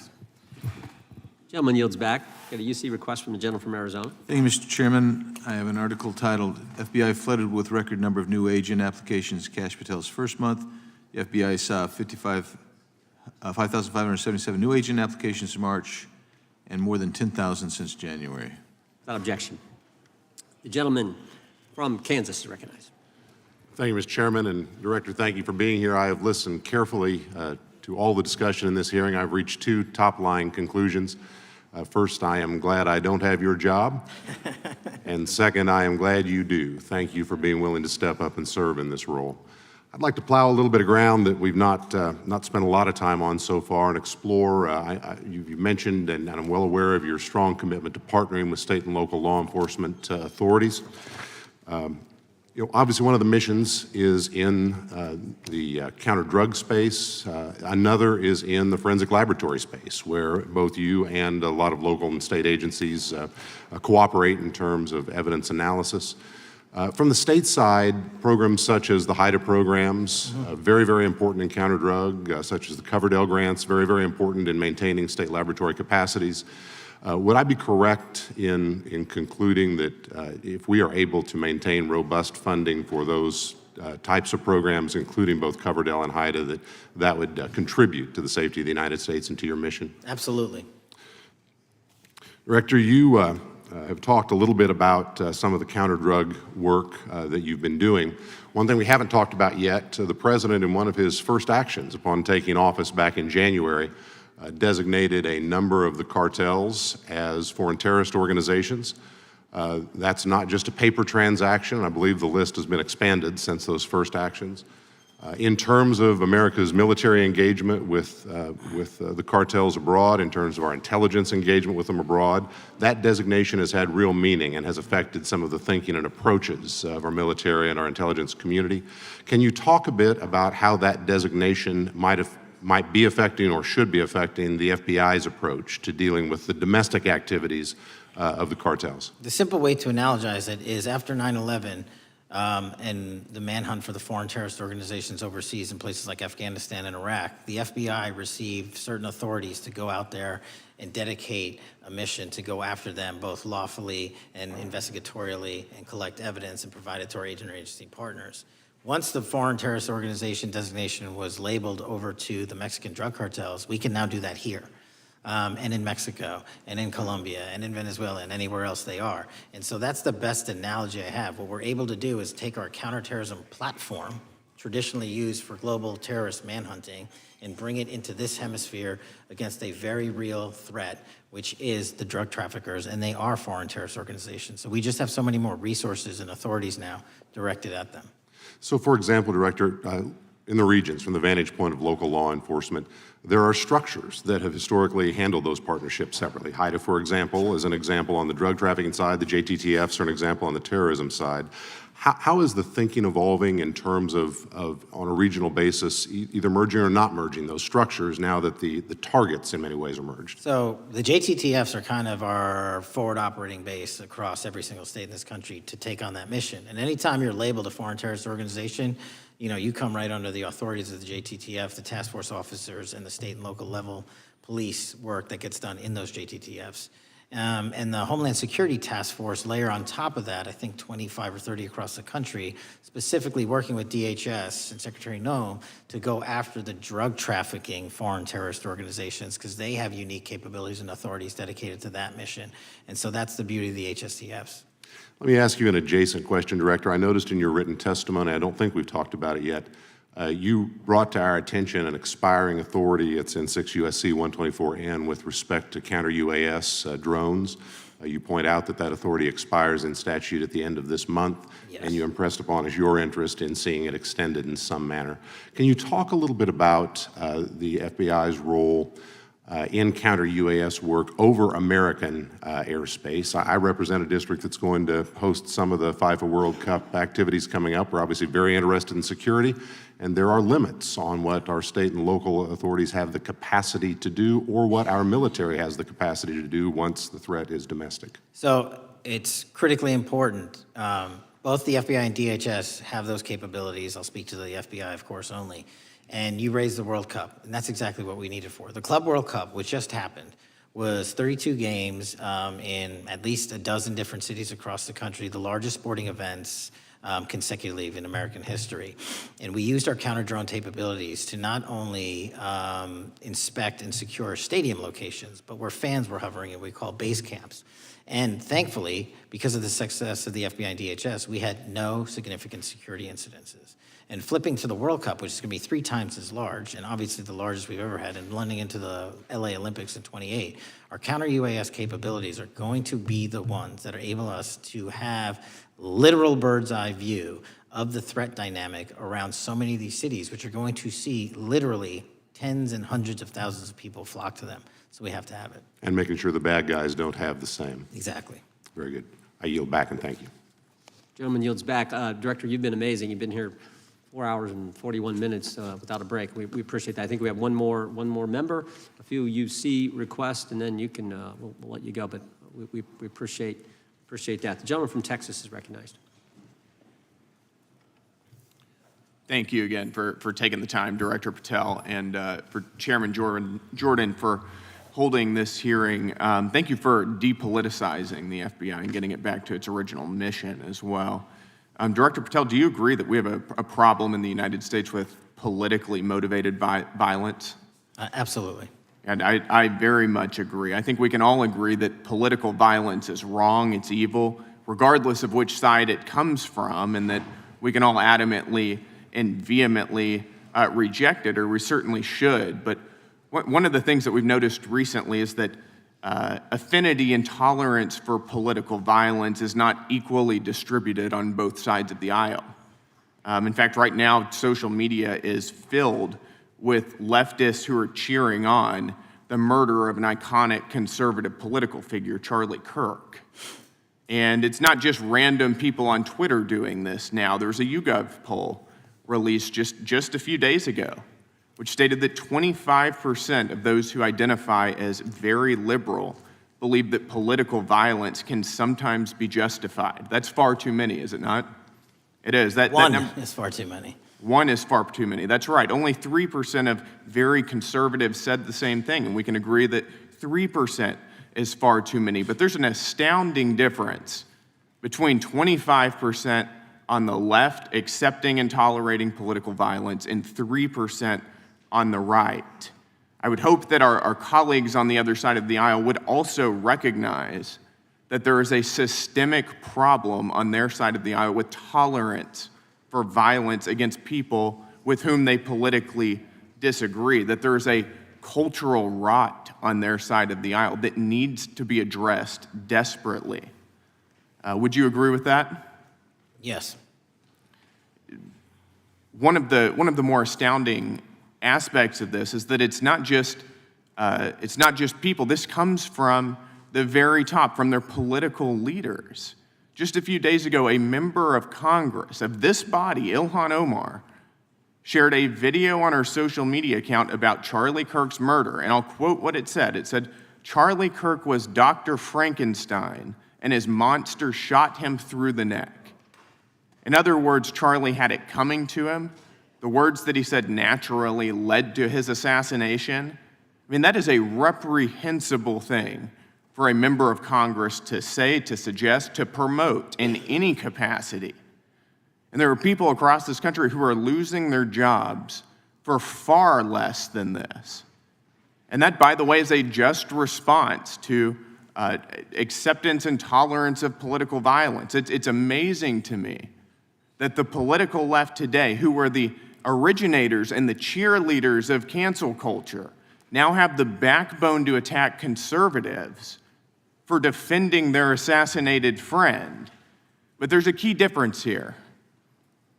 Democrats want to silence conservatives for speaking obvious, self-evident ontological truths like that men aren't women and men can't get pregnant.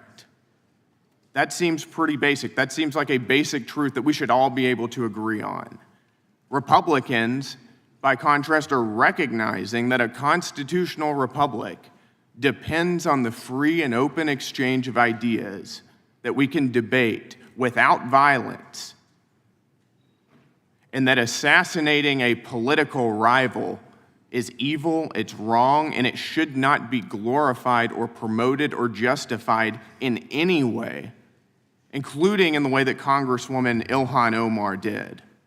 So Mr. Patel, thank you again for being here. I'd like to, with the remainder of my time, just get your opinion. Does the FBI recognize the rising threat of political violence in America, and what can you guys do to address it?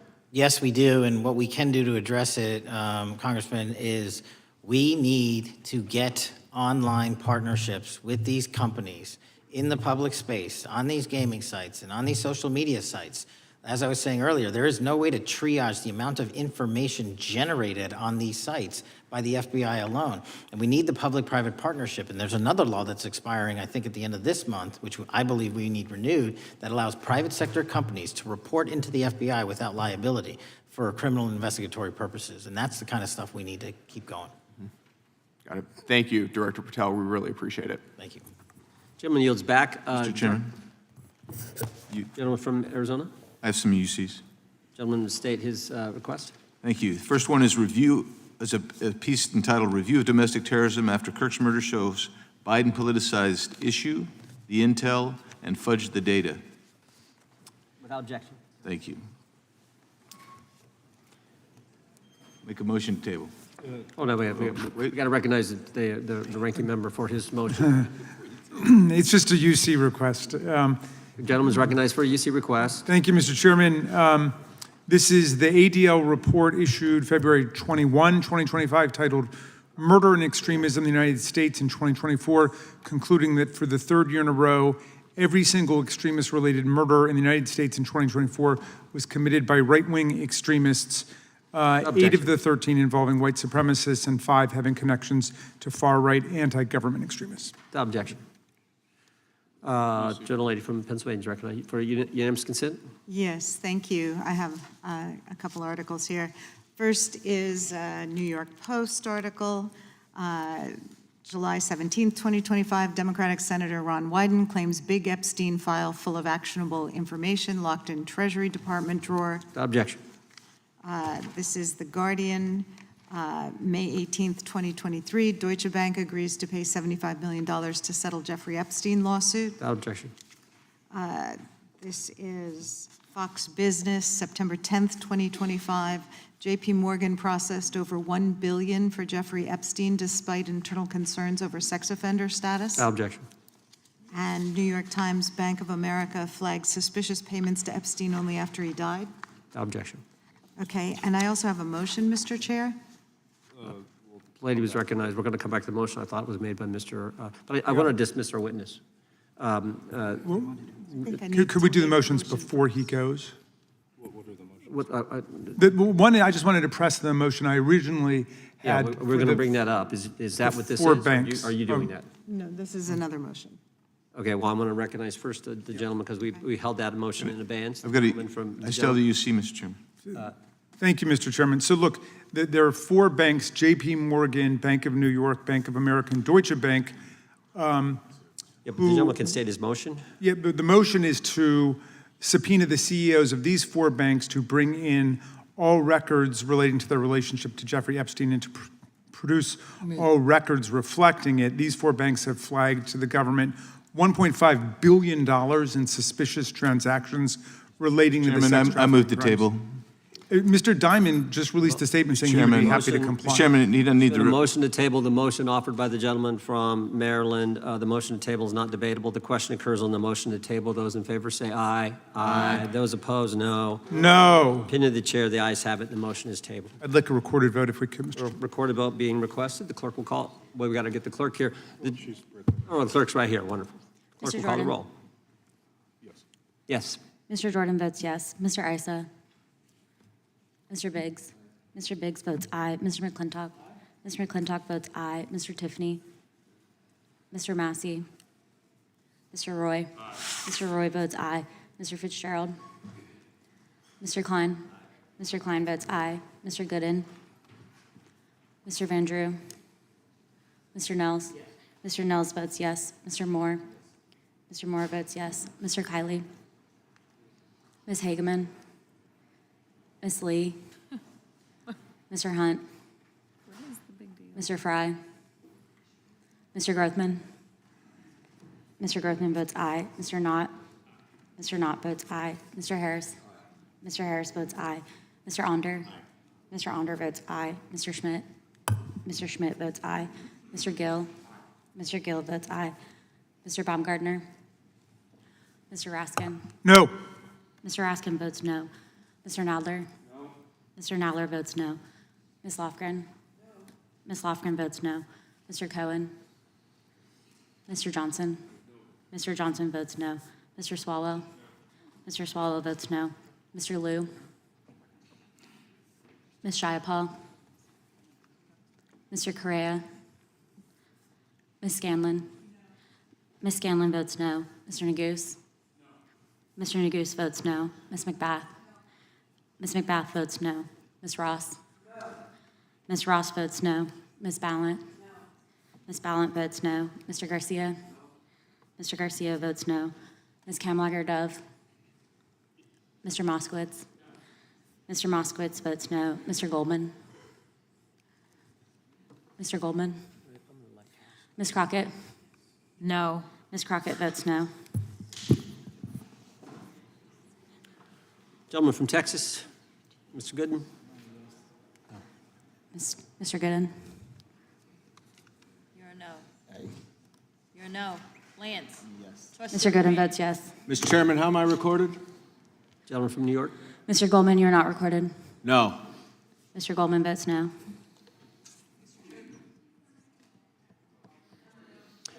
Gentlelady from Washington. Ms. Jayapal votes no. Gentleman from California. Gentlelady from California. Mr. Liu votes no. Ms. Kamlager-Dove votes no. Gentleman from Kentucky. Mr. Massey votes no. Director, I want to thank you again for being here. While we're waiting for members to get back to record their vote, you don't need to stay around for these kind of motions. We appreciate the service you're providing the country, appreciate your testimony today, and appreciate the fact that you did it 5 hours straight. That's amazing. So God bless you and keep up the good work. The witness is dismissed. I know, but I'm dismissing the witness. I don't think it, nothing involved. I just put them in the record. Mr. Chairman, We're still waiting for members to come back to record their vote on the motion offered Good. by the gentleman from. no, I just, as a point of order, I just wanted to establish that the dismissal of the witness doesn't affect the viability of any of the motions. No, the committee's still going. How many members we need?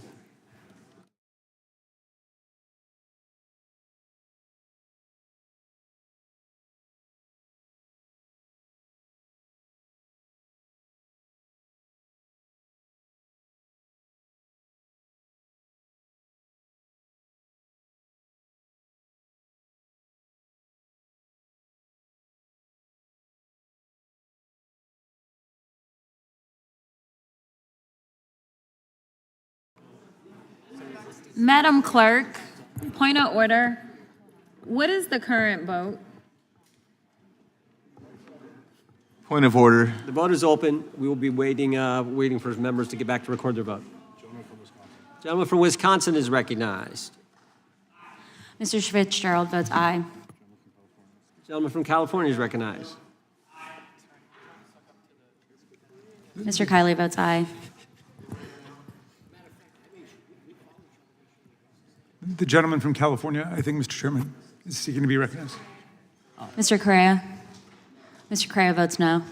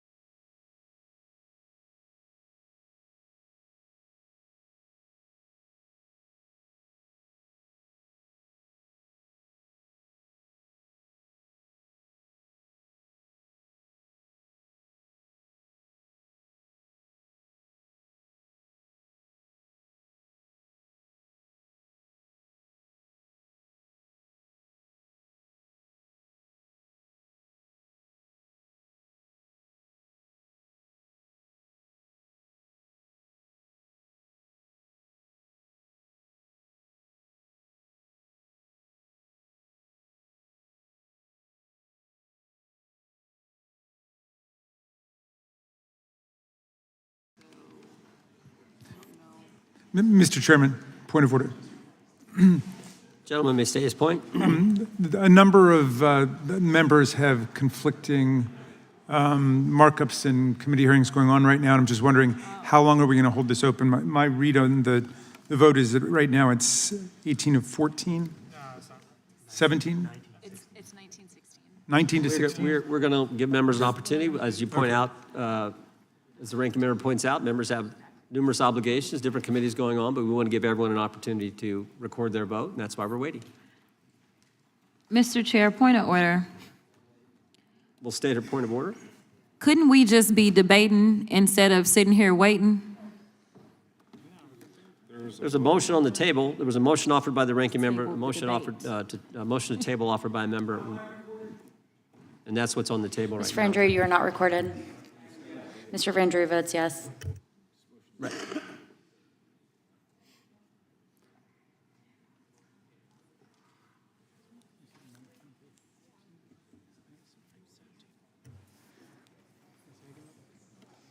Gentlelady from Wyoming. Ms. Lee? Ms. Lee votes yes. Ms. Hageman? Ms. Hageman votes yes. Gentlelady from Florida and Wyoming.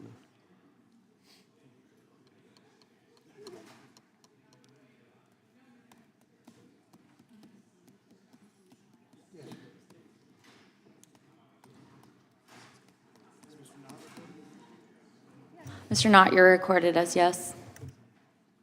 Gentleman from Wisconsin. Mr. Tiffany?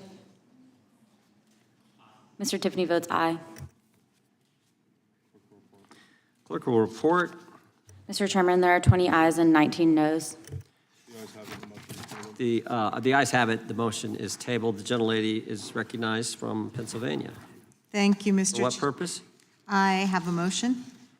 Gentlelady may state the motion. Okay. Pursuant to Clause 2K6 of Rule 11, I move that the committee subpoena U.S. Treasury Secretary Bessent to produce or otherwise make available to the committee all suspicious activity reports in the possession of the Treasury Department, identifying the roughly $1.5 billion in Gentleman from suspicious transactions. California is recognized. I move to lay the motion on the table. The motion is not debatable. I didn't finish. She hadn't completed the motion.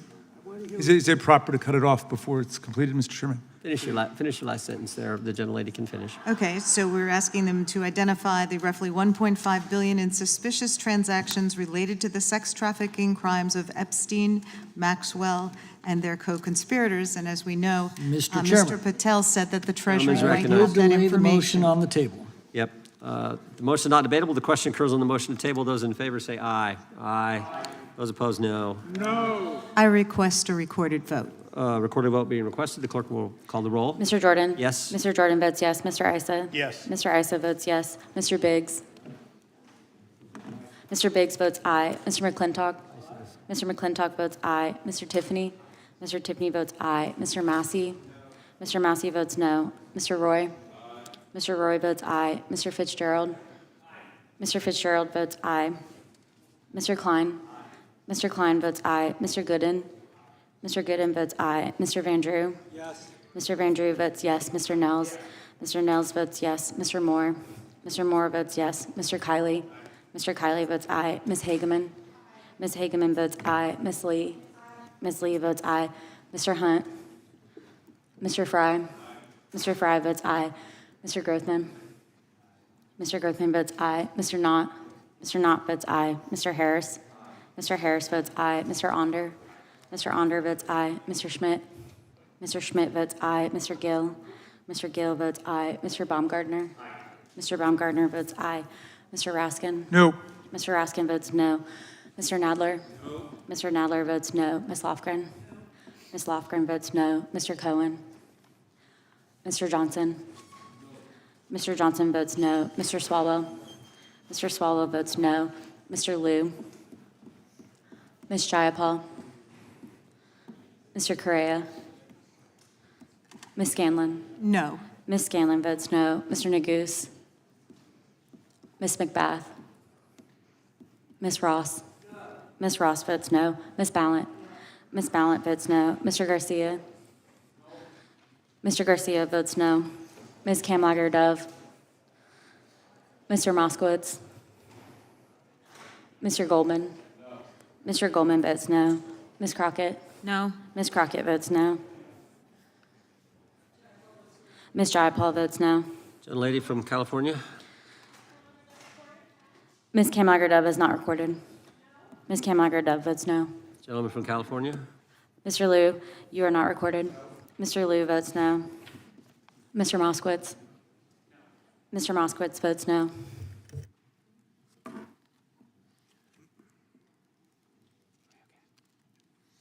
Clerk will report.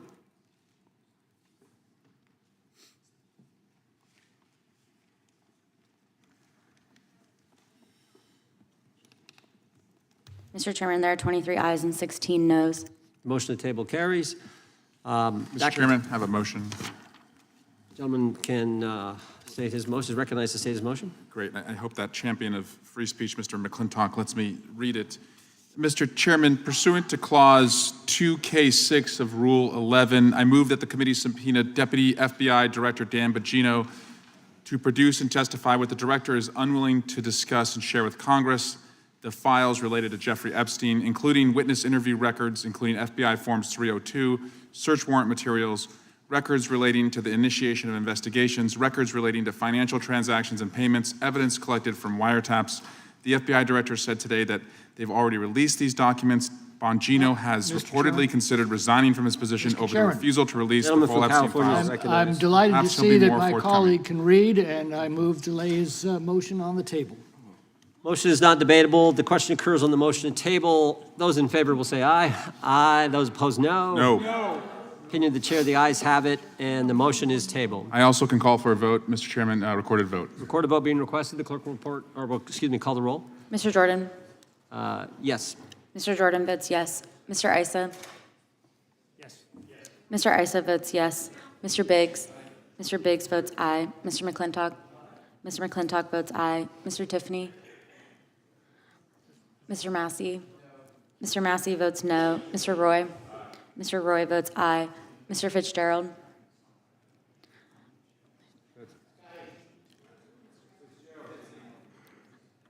Mr. Fitzgerald votes aye. Mr. Klein? Mr. Klein votes aye. Mr. Gooden? Mr. Gooden votes aye. Mr. Van Drew? Mr. Van Drew votes yes. Mr. Nels? Mr. Nels votes yes. Mr. Moore? Mr. Moore votes yes. Mr. Kiley? Ms. Hageman? Ms. Hageman votes yes. Ms. Lee? Ms. Lee votes aye. Mr. Hunt? Mr. Fry? Mr. Fry votes aye. Mr. Grothman? Mr. Grothman votes aye. Mr. Knott? Mr. Knott votes aye. Mr. Harris? Mr. Onder? Mr. Onder votes aye. Mr. Schmidt? Mr. Schmidt votes aye. Mr. Gill?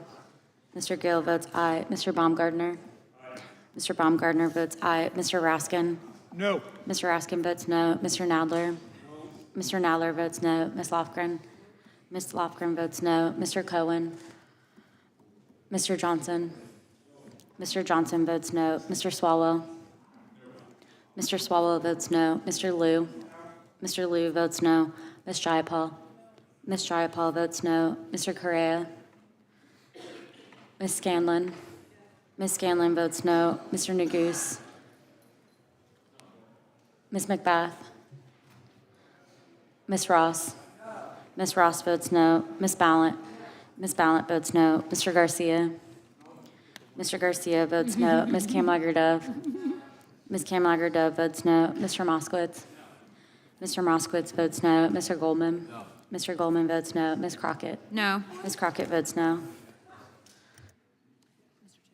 Gentleman from Wisconsin? Mr. Tiffany votes aye.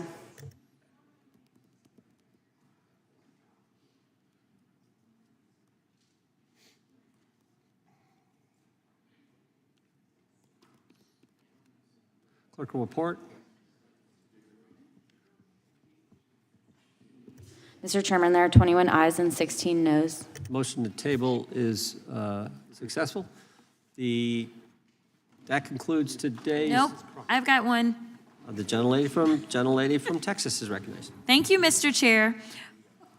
I'll tell y'all when I'm done reading.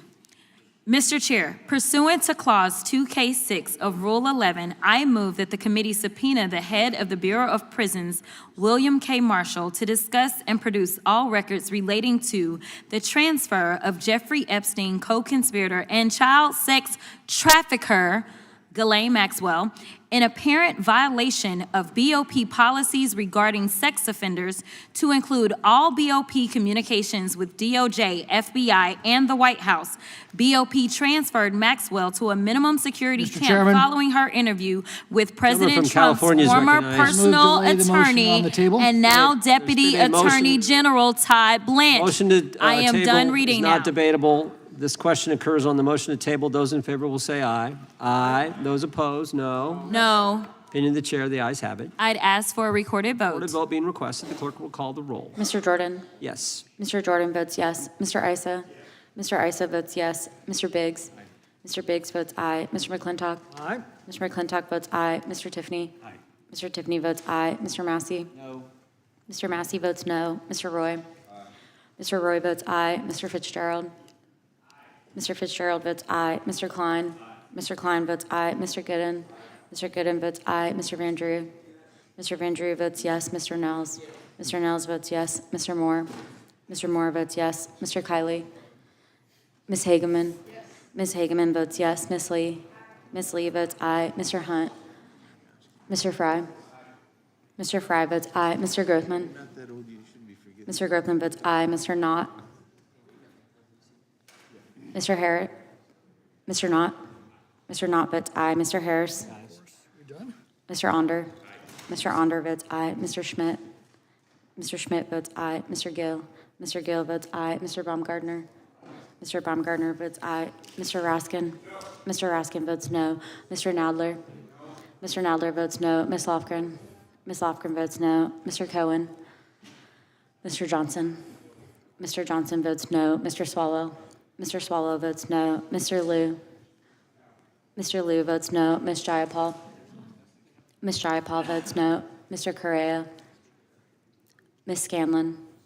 Ms. Scanlon votes no. Mr. Neguse? Ms. McBath? Ms. Ross? Ms. Ross votes no. Ms. Ballant? Ms. Ballant votes no. Mr. Garcia? Mr. Garcia votes no. Ms. Kamlager-Dove? Ms. Kamlager-Dove votes no. Mr. Moskowitz? Mr. Moskowitz votes no. Mr. Goldman? Mr. Goldman votes no. Ms. Crockett? Ms. Crockett votes no.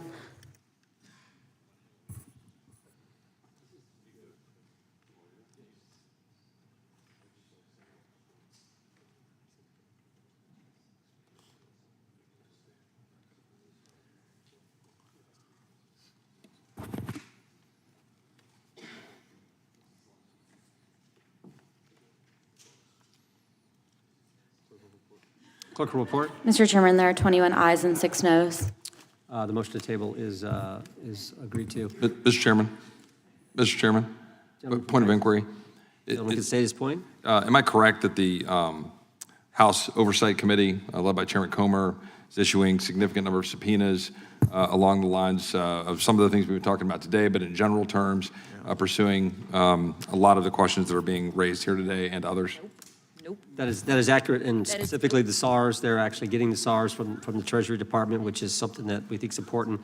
But yeah, that material is going to the Oversight Committee. Mr. Chairman, may I ask a follow-up question? Over here. Gentleman from New York is recognized. Is it your understanding that the Oversight Committee has requested the documents listed in Mr. Swalwell's subpoena, the recordings, the witness statements, the photographs, the materials seized by search warrant? I'd have to look at those carefully, but I know that is a broad subpoena and It's an a very inclusion of broad all kinds of subpoena, files. and oddly enough, it excludes all those essential documents that are in the possession of the FBI. I think that'd be included subpoena. The chair recognizes the gentleman from Arizona. I have UCs, several UCs. Gentleman can state his unanimous consent request. Yeah, first one is Democrat running for Attorney General issues profanity-laced Charlie Kirk post. Without objection. Next one, Cleveland Fire Chief removed from duty over incendiary Charlie Kirk social media post. Without objection. Next one, generic condemnations of political violence won't stop the left from escalating it. Without objection. Next one is, a few weeks before Charlie Kirk was assassinated, CNN runs widely viewed interview with Destiny describing Charlie Kirk as spawn of Satan. Without objection. And let's see here. I think the next one is, gosh, I'm having trouble finding it, sir. Dang it. I will submit it for the record later, the rest of these. I have another 30, so I'll just submit those later. Speaker, Mr. Chairman. Gentleman from New York is recognized for what purpose? Point of information with respect to everything that Mr. Biggs just read. So what? It's all free speech. First Amendment is alive and well in this great country, and thank the good Lord for that. Mr. Chairman. The gentleman from Florida, for Just- purpose, does the gentleman seek recognition? Point of inquiry, to the question that Mr. Roy was raising about how that is being done in the Oversight Committee, I'm just curious, was Mr. Roy asking because he believes that should be done in the Judiciary Committee instead, or he was just confirming that it's being done in general? I don't know the motives behind Mr. Roy's statement. I just know what Mr. Roy said. I think Mr. Roy's here. Yeah, that concludes it. Well, you can talk to him. You can go talk to him. You can walk right across the thing. That I get concludes one today's final, hearing. final UC.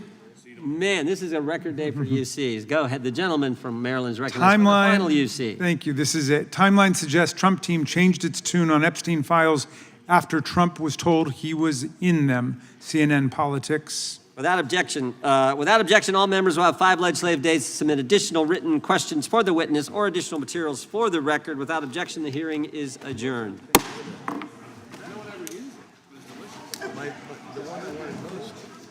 Disappeared on me.